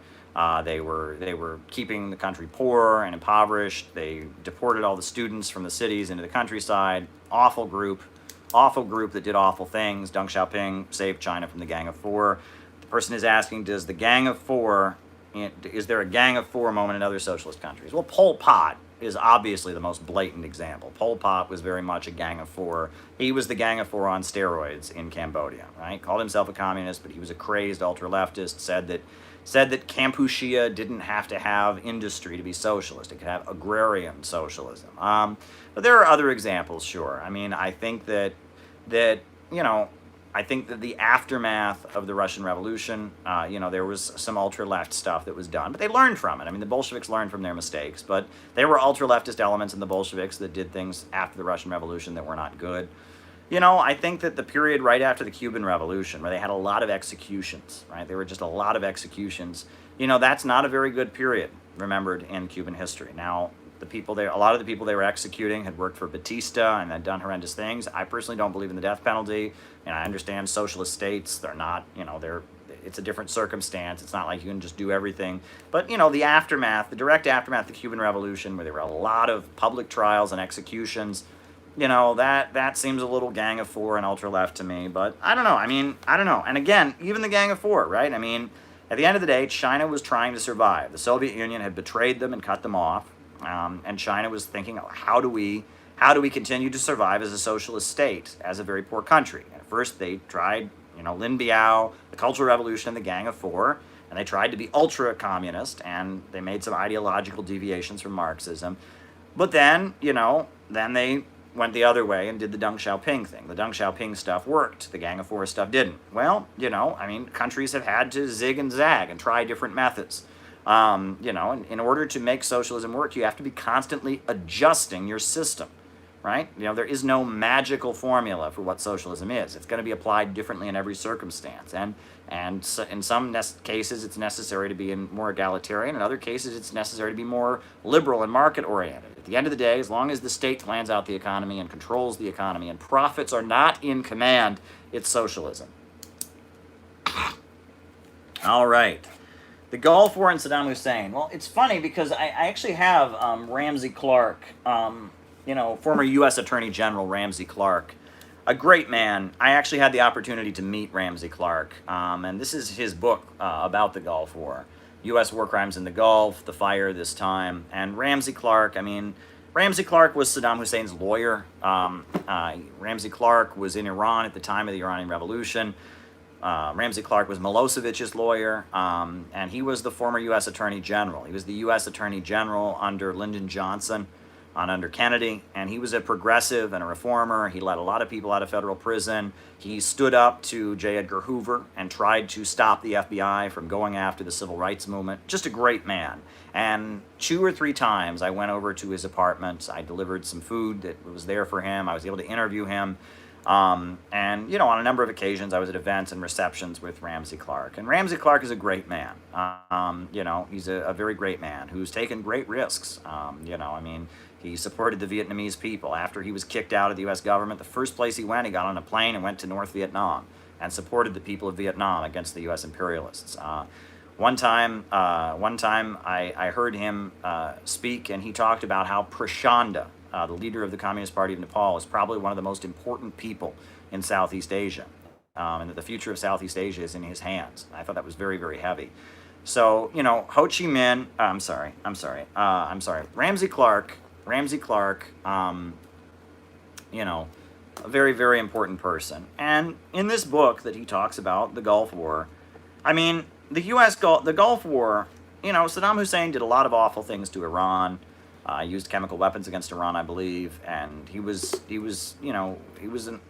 a problematic leader. All right, he was a Ba'athist Arab socialist, but in a lot of ways, his policies were problematic, I think. But he was trying to raise the Iraqi people out of poverty. He believed in Ba'athist Arab socialism. He was a modernizer. He was far more progressive than any of the Saudi monarchy or any of those forces. What happened was that, Kuwait, there was the situation with Kuwait, and Iraq was basically told by the United States it could invade Kuwait. It was basically given permission by the United States to invade Kuwait. Iraq then invaded Kuwait, and the United States rallied the international community against Iraq. So Iraq retreated, right? And then there's the infamous Highway of Death, where the U.S. Government started murdering all the Iraqi soldiers as they're retreating. They're piling onto this highway to try and get out of Kuwait. Iraq was under the impression it was going to be permitted to invade Kuwait. Then they found out they were not going to be permitted to Kuwait, so they tried to get out of there, and the U.S. military slaughtered the Iraqi soldiers, a lot of them teenagers, as they were retreating. The Gulf War was horrendous. It was a hoax. I mean, it was awful. It was awful, right? The Naria testimony, right? Where this girl is on TV. The babies, they're taking them out of incubators and throwing down there. And they showed it on CNN on loop over and over again. And it turned out the whole thing was phony. It was fake. It was staged, right? She was not even under oath when she testified. She'd never been in Kuwait at the time. She was a member of the Kuwaiti royal family, and it was all the Iraqis were not taking babies out of incubators and throwing them down. That was not happening. It was staged. It was fake. The Naria testimony, right? And Iraq wouldn't have even gone into Kuwait if the United States had not given them permission, right? So the Gulf War was a joke, right? It was a joke, but a lot of Americans died. Hundreds of thousands of Iraqis died. It was all awful, and it was because the United States, the U.S. imperialists, the Wall Street monopolists that we talked about in this live, they do not want any strong country to emerge. They don't want independent oil exporting countries. They don't want independent manufacturers like China. They want the world poor and dependent on them. They want to keep their monopoly. They want to stay rich by keeping the world poor. That's what imperialism is. If you want to understand imperialism, it's Wall Street and London staying rich by keeping the world poor. It's economics. Imperialism is about economics. Like, liberal academia has completely changed the definition of imperialism. Liberal academia thinks that imperialism is people in India wearing blue jeans. No, that is not what imperialism is. Liberal academia thinks that it's people in China listening to the Backstreet Boys. That's not what imperialism is. It's not about cultures being eroded. It's not about noble savages and the beautiful ancient indigenous ways and the white man coming with his big modern computers and technology. Get Avatar out of your mind. It's not Avatar, okay? Get Avatar and Heart of Darkness out of your mind. Why did Iraq want to invade Kuwait? Well, I assume it had something to do with oil now, don't you? But regardless, imperialism is not, let me emphasize, imperialism is not about the movie Avatar, okay? And it's not Dances with Wolves. And imperialism is about economics. It's about maintaining monopolies by big multinational corporations. And it's about keeping the world poor, keeping people in primitive conditions, keeping countries around the world from developing their economies, and maintaining the monopolistic rule of banks and corporations based in the United States and Britain, largely. There's German imperialists, sure. There's French imperialists. There's Belgian imperialists. There's Italian imperialists. But at the end of the day, the top dogs of Western colonialist imperialism are Britain and the United States. And it's about maintaining their rule. And that's what imperialism is. It is the rule, the monopolistic stage of capitalism, where small groups of big corporations dominate the world economy and drive humanity into deeper and deeper poverty. And that's what imperialism is. So it's not Avatar. It's not Dances with Wolves. It's not Western culture. It's about economics. Imperialism is economics, and it's about keeping the world poor and underdeveloped. Okay. All right. Wahhabism and the Muslim Brotherhood, Cultural Revolution in the Middle East. Well, the Muslim Brotherhood and Wahhabism are separate entities, right? Wahhabism wants to glorify, an absolute monarchy, wants to go back to the way things were done in the time of Muhammad. They want to go back to, a very autocratic state. It's like the Saudi system. The Muslim Brotherhood, they favor elected governments, they favor technology, they're very anti-communist and very pro-capitalist, and very, very religiously conservative. These are two wings of Sunni Islam, right? The Wahhabi wing, which is ISIS and Al Qaeda, and the Muslim Brotherhood wing, which is Hamas, which is the Muslim Brotherhood. It's Turkey, it's Qatar. Those are the two forms of the Islamic faith that are aligned with the U.S. imperialists right now. Both of those, the Saudi Arabia, they're aligned with the U.S. imperialists. Qatar and Turkey, they're kind of aligned with the U.S. imperialists right now. They don't like Trump, so it's complicated. Those are the two wings there. Meanwhile, you have the Shia current, which is in Iran, which is also Hezbollah, which is, there's Shia in Yemen and such. And that the Shia have kind of positioned themselves as revolutionary anti-imperialists.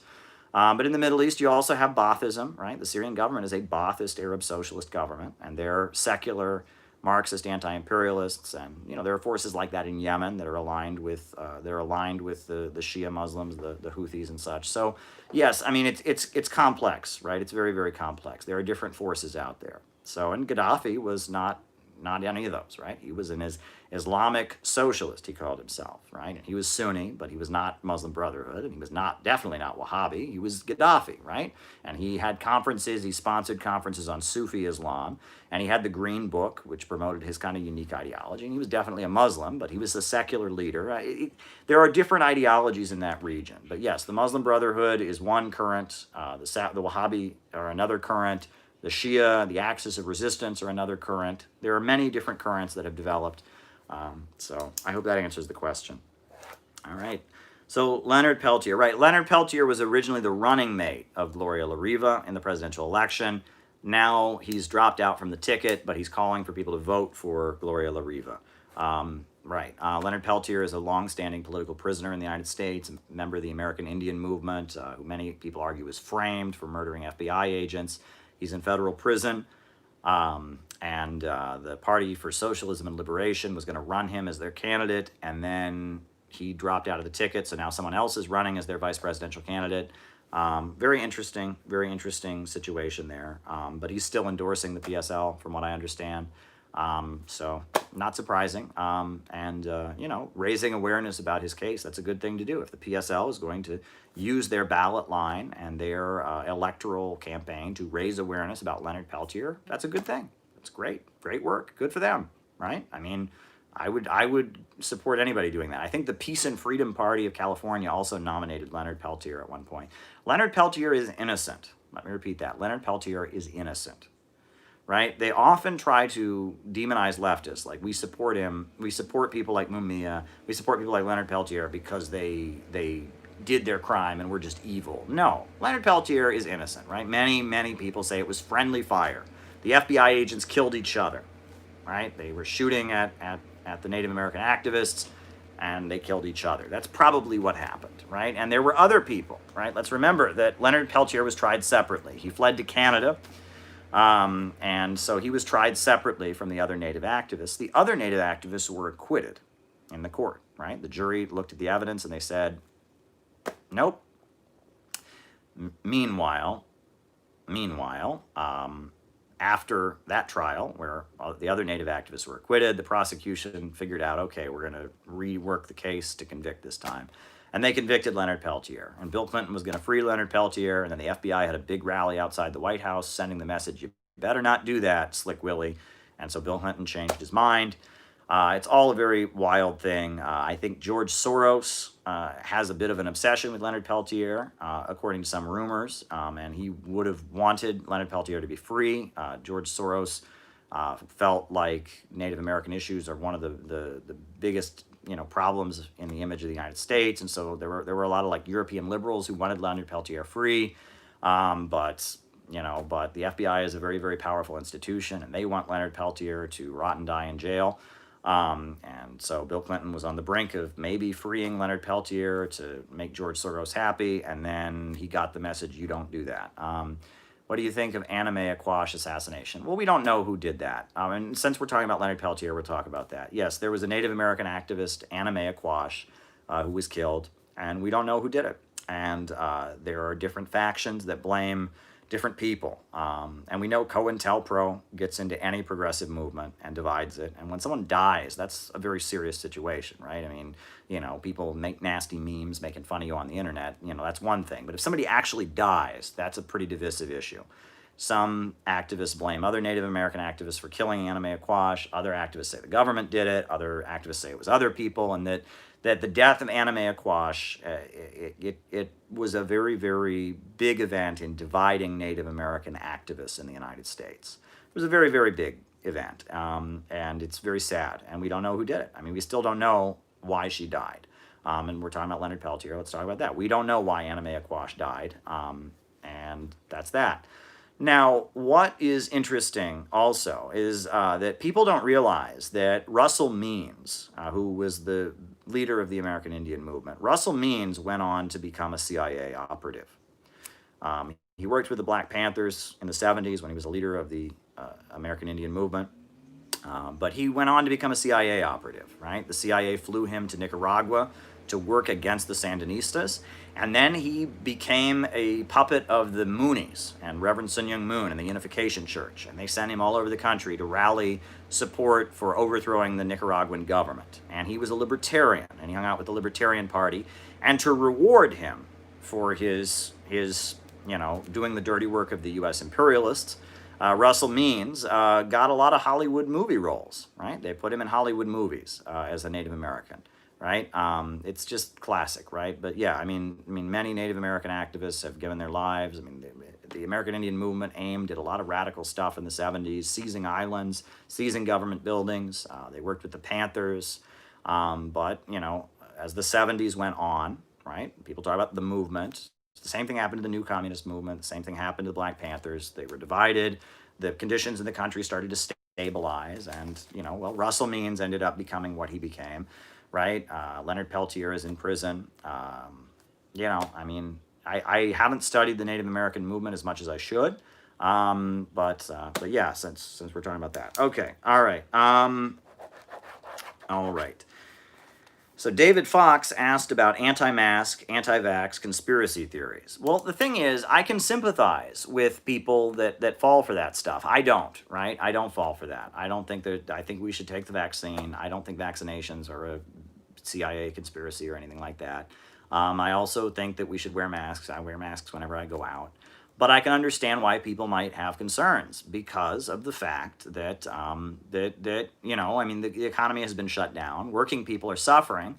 But Jeff Bezos is making money head over tail. He's making lots of money. Google is making lots of money. And that the richest of the rich see the economy being shut down as a way to secure their monopoly. Look, big Trump supporting company, Hobby Lobby, right? They're against gay marriage. It's a craft store. Their stores shut down throughout the pandemic, right? That was rather convenient, for any of their competitors, right? Now everyone's buying their stuff on Amazon. They're not going to Hobby Lobby. So the owner of this chain of hobby stores that are big supporters of Trump, well, they're out, right? And that there's a big division in the bourgeoisie. And honestly, just because I think you should wear a mask, just because I don't buy the crazy stuff coming from the right, that doesn't mean I'm not suspicious, okay? We know that the Trump camp wants the economy to open up because they're largely the section of the capitalist class that is losing all their money. The fracking companies, Hobby Lobby, they're losing their money. They want the economy to open up immediately. And that's why they had those stupid open up the country protests, right? But let's remember that Jeff Bezos, do you think that he's completely honest? Do you think Jeff Bezos is completely honest? Do you think he doesn't have motivations? Do you think Bill Gates is completely honest? Do you think he doesn't have motivations? No. The other wing of the ruling class wants to keep things shut down as long as they possibly can so they can secure their monopoly. There's a fight within the ruling class. There is a fight within the ruling class. One section of the ruling class says, open up immediately because we need profits. The other section says, keep this locked down as long as we possibly can so we can beat out our competitors and come out of this and make even bigger profits. This is a fight about money, okay? And at the end of the day, science is always manipulated, right? People pay for the science that they want to see, right? And so I understand why these people are suspicious. I think they're wrong. I think you should wear a mask. And I think if we had just really locked down from the beginning, right, we would be over this right now. China did that. They locked down for real from the beginning, and now you can go to the movie theaters in China. In the United States, though, you know, we every 50 state approach and this and that, and oh goodness, I mean, but we're not all on the same page as a country, so it fits. It fits. All right. Christian sects stop fighting with each other. Can the left learn from this? I mean, Christian sects still fight with each other. They still fight with each other. I mean, Christian sects still fight with each other. They do. I mean, you know, I think the evangelicals don't, right? That's the thing. Evangelical Christianity, which is like the mega churches, right? With the rock and roll music and the non-denominationals. Yeah, they don't fight with each other because there's no depth there. It's just a big marketing thing. But, you know, Jehovah's Witnesses, they certainly fight with other people. What do you think of Michael Forrest Rahul? I don't know who that is. I don't know anything about that. I don't know that name. But you know, they certainly fight with each other. You know, I mean, fundamental Baptists don't agree, certainly don't like Catholics. They insist that they're not even Protestants. They are Protestants, but they, you know, fundamental Baptists will say, we are not Catholics or Protestants. We're, you know, I mean, it's different factions, different religious groups. They fight with each other. But the main thing is they just kind of do their own thing, right? I mean, they're not out in the streets protesting. They have their church, they do their thing. Somebody else has their church, they do their thing, right? The Jehovah's Witnesses knock on your door and you're a fundamental Baptist, you say bye-bye, right? That's that. I mean, they disagree with each other. And what's interesting is that, you know, I mean, the area I grew up in, right? The non-denominational churches, the mega churches were around. But there were a lot of the older German religious sects. There were a lot of Mennonites in my area, for example. A number of my teachers were Mennonites in school. I had a lot of Mennonite teachers, you know, and a lot of brethren, a lot of apostolics. And it seemed like that in terms of religion, you had your mainline evangelicals and you had your old German sects. And I will say that the people that were Mennonites, there was a kid who lived up the street from me when I was a kid. He was one of my best friends when I was a kid. He lived up the street from me. And I remember his family, they were serious Mennonites. They could only have a white van, right? Because if you had a car that was red or black or green or whatever, that was too fancy or whatever. So they had a white van that they drove everywhere with. And they had a television, but they didn't have an antenna because they didn't want to get it. So they only watched religious videos. But to be fair, I mean, they were a little bit smarter than the non-denominational crowd, right? They knew their stuff. They knew the Bible backwards and forwards. They were a little more, you know, if you're going to be a fanatical member of a German sect, you have to know your shit, so to speak. I'm swearing while I'm talking about Mennonites, but whatever. Anyway, yeah, I mean, Christian sects fight with each other. But at the end of the day, they're not trying to lead a mass movement to change the world at the end of the day, right? I mean, I'll tell you something that's really wild before I move on from this. I love talking about religion, but it's not what you all came here to talk about. Wild story. I told you I had this friend who lived up the street from me. His family were hardcore Mennonites. Well, when I was a kid in 1996, I was a kid, elementary school aged. I said to my friend, I think we wanted to do something. You know, weekend was coming up. I said, oh, are we going to get together this weekend? He said, no. He said, my mom and dad and I, we're driving to Philadelphia because there's this, he said, again, I wouldn't use this language, but he said, we're driving to Philadelphia because there's this black guy who's going to get the death penalty, and he probably didn't do it. And I said, oh, okay. Well, years later, I found out this black guy was Mumia Abu Jamal. You know, and I bet you didn't know this, but the Mennonite Church opposes the death penalty. Right? Now, they're also very anti-abortion, and they're also very conservative, and most of them voted Republican, but, you know, my friend, who went to an anti-abortion rally every year, you know, with his family, and was very, very conservative. He wore shirts with a collar every day, and, I mean, whatever. Very, very conservative friend who lived up the street from me when I was a kid. I remember he said to me, we're going to Philly because this black guy is going to get the death penalty, and he didn't do it. Well, years later, I found out that a lot of the people I would end up protesting alongside were also in Philadelphia that weekend because this black guy was Mumia Abu Jamal, the former Black Panther leader who was almost executed in 1996. And that's kind of a big moment for me to realize that, right? That I mean, wow, okay, I thought the left was completely divorced from anything I had grown up around, but even this Mennonite kid who lived down the block from me, his family had been marching for Mumia. I thought that was pretty neat when I discovered that. I was like, oh, wow, 1996, wow. You know, and actually there were a lot of like Amish kind of religious people who marched for Mumia, right? The anti-death penalty movement all kind of rallied around Mumia Abu Jamal. The Pope spoke up for Mumia, and he didn't get the death penalty. It was a wild, wild moment. All righty. Oliver Stone. What's my favorite Oliver Stone movie? I would have to say South of the Border. His movie about the various Bolivarian governments of Latin America was a great movie. I really liked South of the Border. It was really, really great. Great movie. I liked South of the Border by Oliver Stone. Alrighty. All right. Yeah, Mussolini slaughtering millions of Libyans. Yeah, there's a great movie about that the Libyan government made a great movie. They produced a great movie in the 80s called A Lion in the Desert, and it's about Omar Mukhtar. Omar Mukhtar was the leader of the Libyan people in their fight against the Italian fascist occupiers. And Gaddafi basically bankrolled a movie about the life of Omar Mukhtar called A Lion in the Desert. You should go see the movie. I think it's on the internet. It's an amazing, powerful film about this great leader of the Libyan people in their fight against fascism. Very, very powerful. Yes, Mussolini slaughtered millions of Libyans, millions of Ethiopians. I do not understand these third positionists, right? They're Nazis, right? They're Hitler sympathizers, they're Nazis. But in their mind, they're anti-imperialists. Somehow, they think admiring Mussolini, admiring Hitler, and admiring Gaddafi can go together. No, they don't. Because Gaddafi's parents fought against Mussolini, and the national hero of Libya under Gaddafi was Omar Mukhtar, the hero of the Libyan people that fought against Mussolini. Fascists are colonialists and imperialists. Spain, right? The Spanish fascist Franco, and they always say, oh, he's not a fascist. He didn't cross the I and dot the T's. He's a Trotskyite fascist. No. Franco in Spain was a fascist. And his army was full of North Africans because of Spanish colonialism, right? Germany, right? What was Germany? What was Hitler's whole gripe? Germany had colonies before World War I, and they'd been stripped of their colonies. And Hitler was saying, we're going to make Germany great again. We're going to become a great imperial power again. And he expanded. So these third positionists that want to be like, oh, well, I'm a fascist and I'm a white supremacist and I'm an admirer of Hitler, but I'm also an anti-imperialist. Like, I also like Assad and I like Gaddafi and I like Cuba.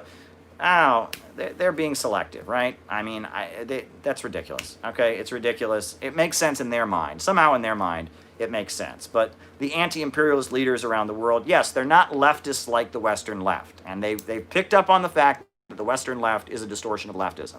We're on the same page about that, but the idea that Fidel Castro and Gaddafi are actually fascists, that's ridiculous. It's what the Western left thinks, though. I will say that, right? That these third positionists on the internet and Vosh agree with each other, right?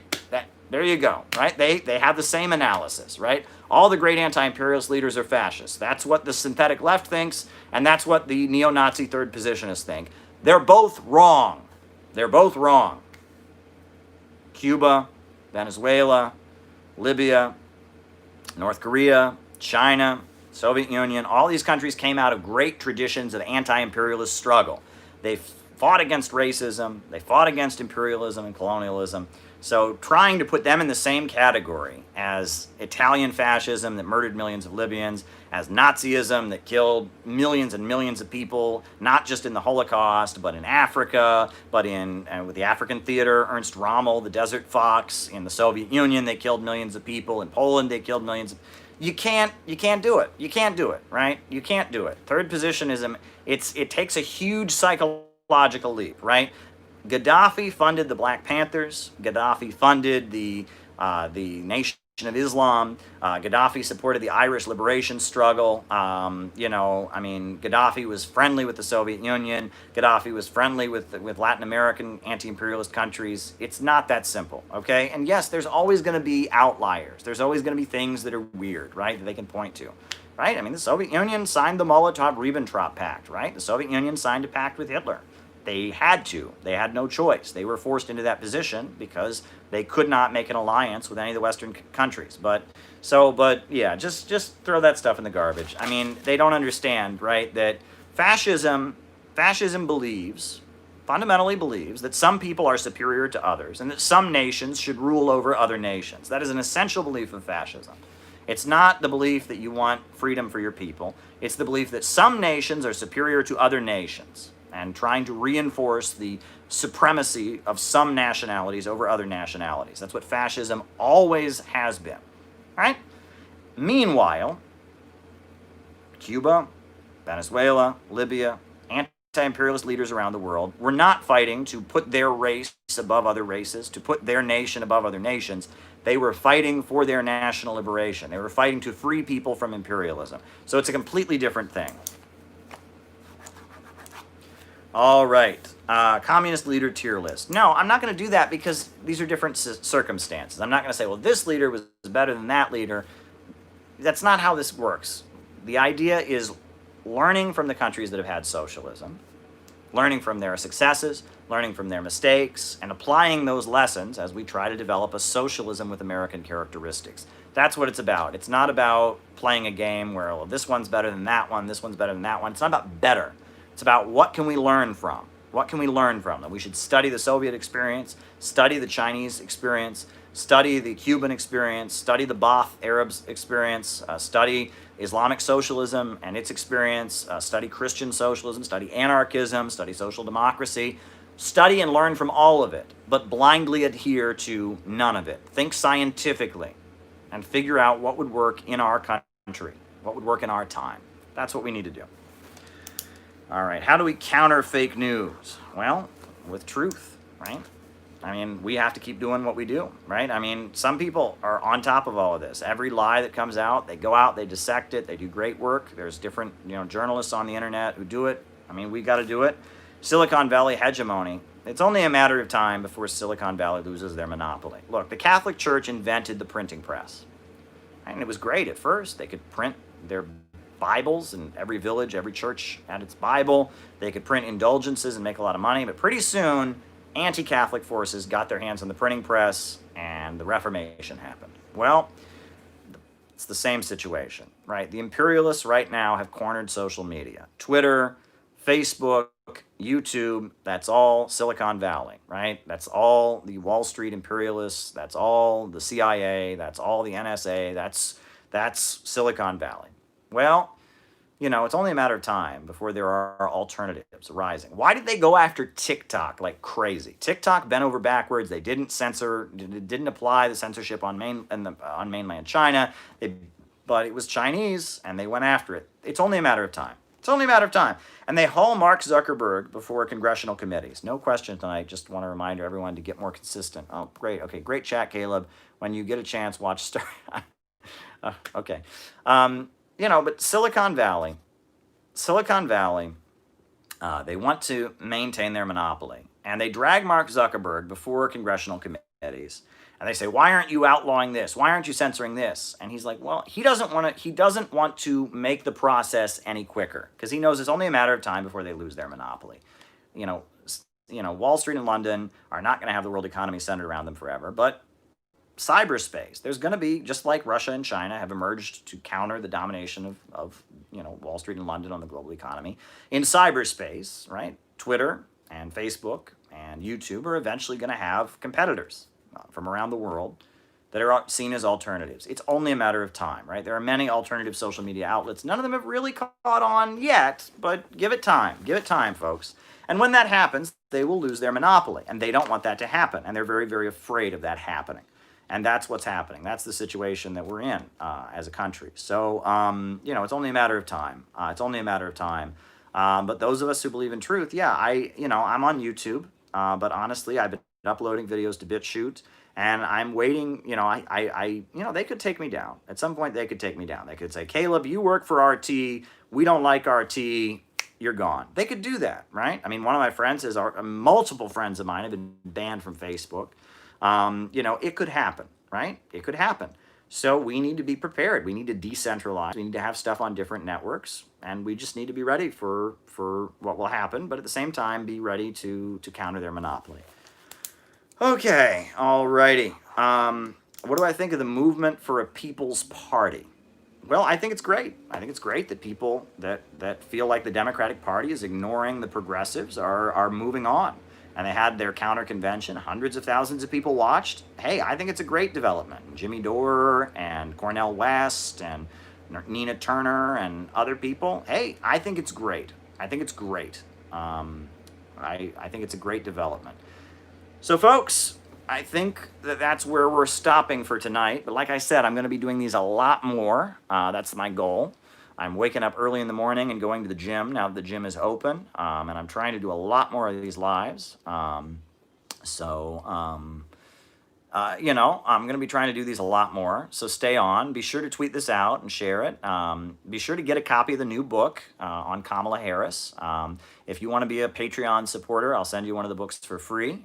If you really like the book, I can send it to you. I can send you, a bulk, copies for you to distribute at a low price. Stay tuned, folks. We're going to be around. Remember, we need a government of action to fight for working families. We need a government of action to fight for working families. We need a government of action to fight for working families. Folks, a new upsurge in the struggle against U.S. imperialism is now emerging throughout the world. Ever since World War II, U.S. imperialism and its followers have been continuously launching wars of aggression. But the people of various countries have been continuously waging revolutionary wars to defeat their aggression. While the danger of a new world war still exists, and the people of all countries must get prepared, revolution is the main trend in the world today. While the danger of a new world war still exists, and the people of all countries must get prepared, revolution is the main trend in the world today. Have a good night, folks. Thanks.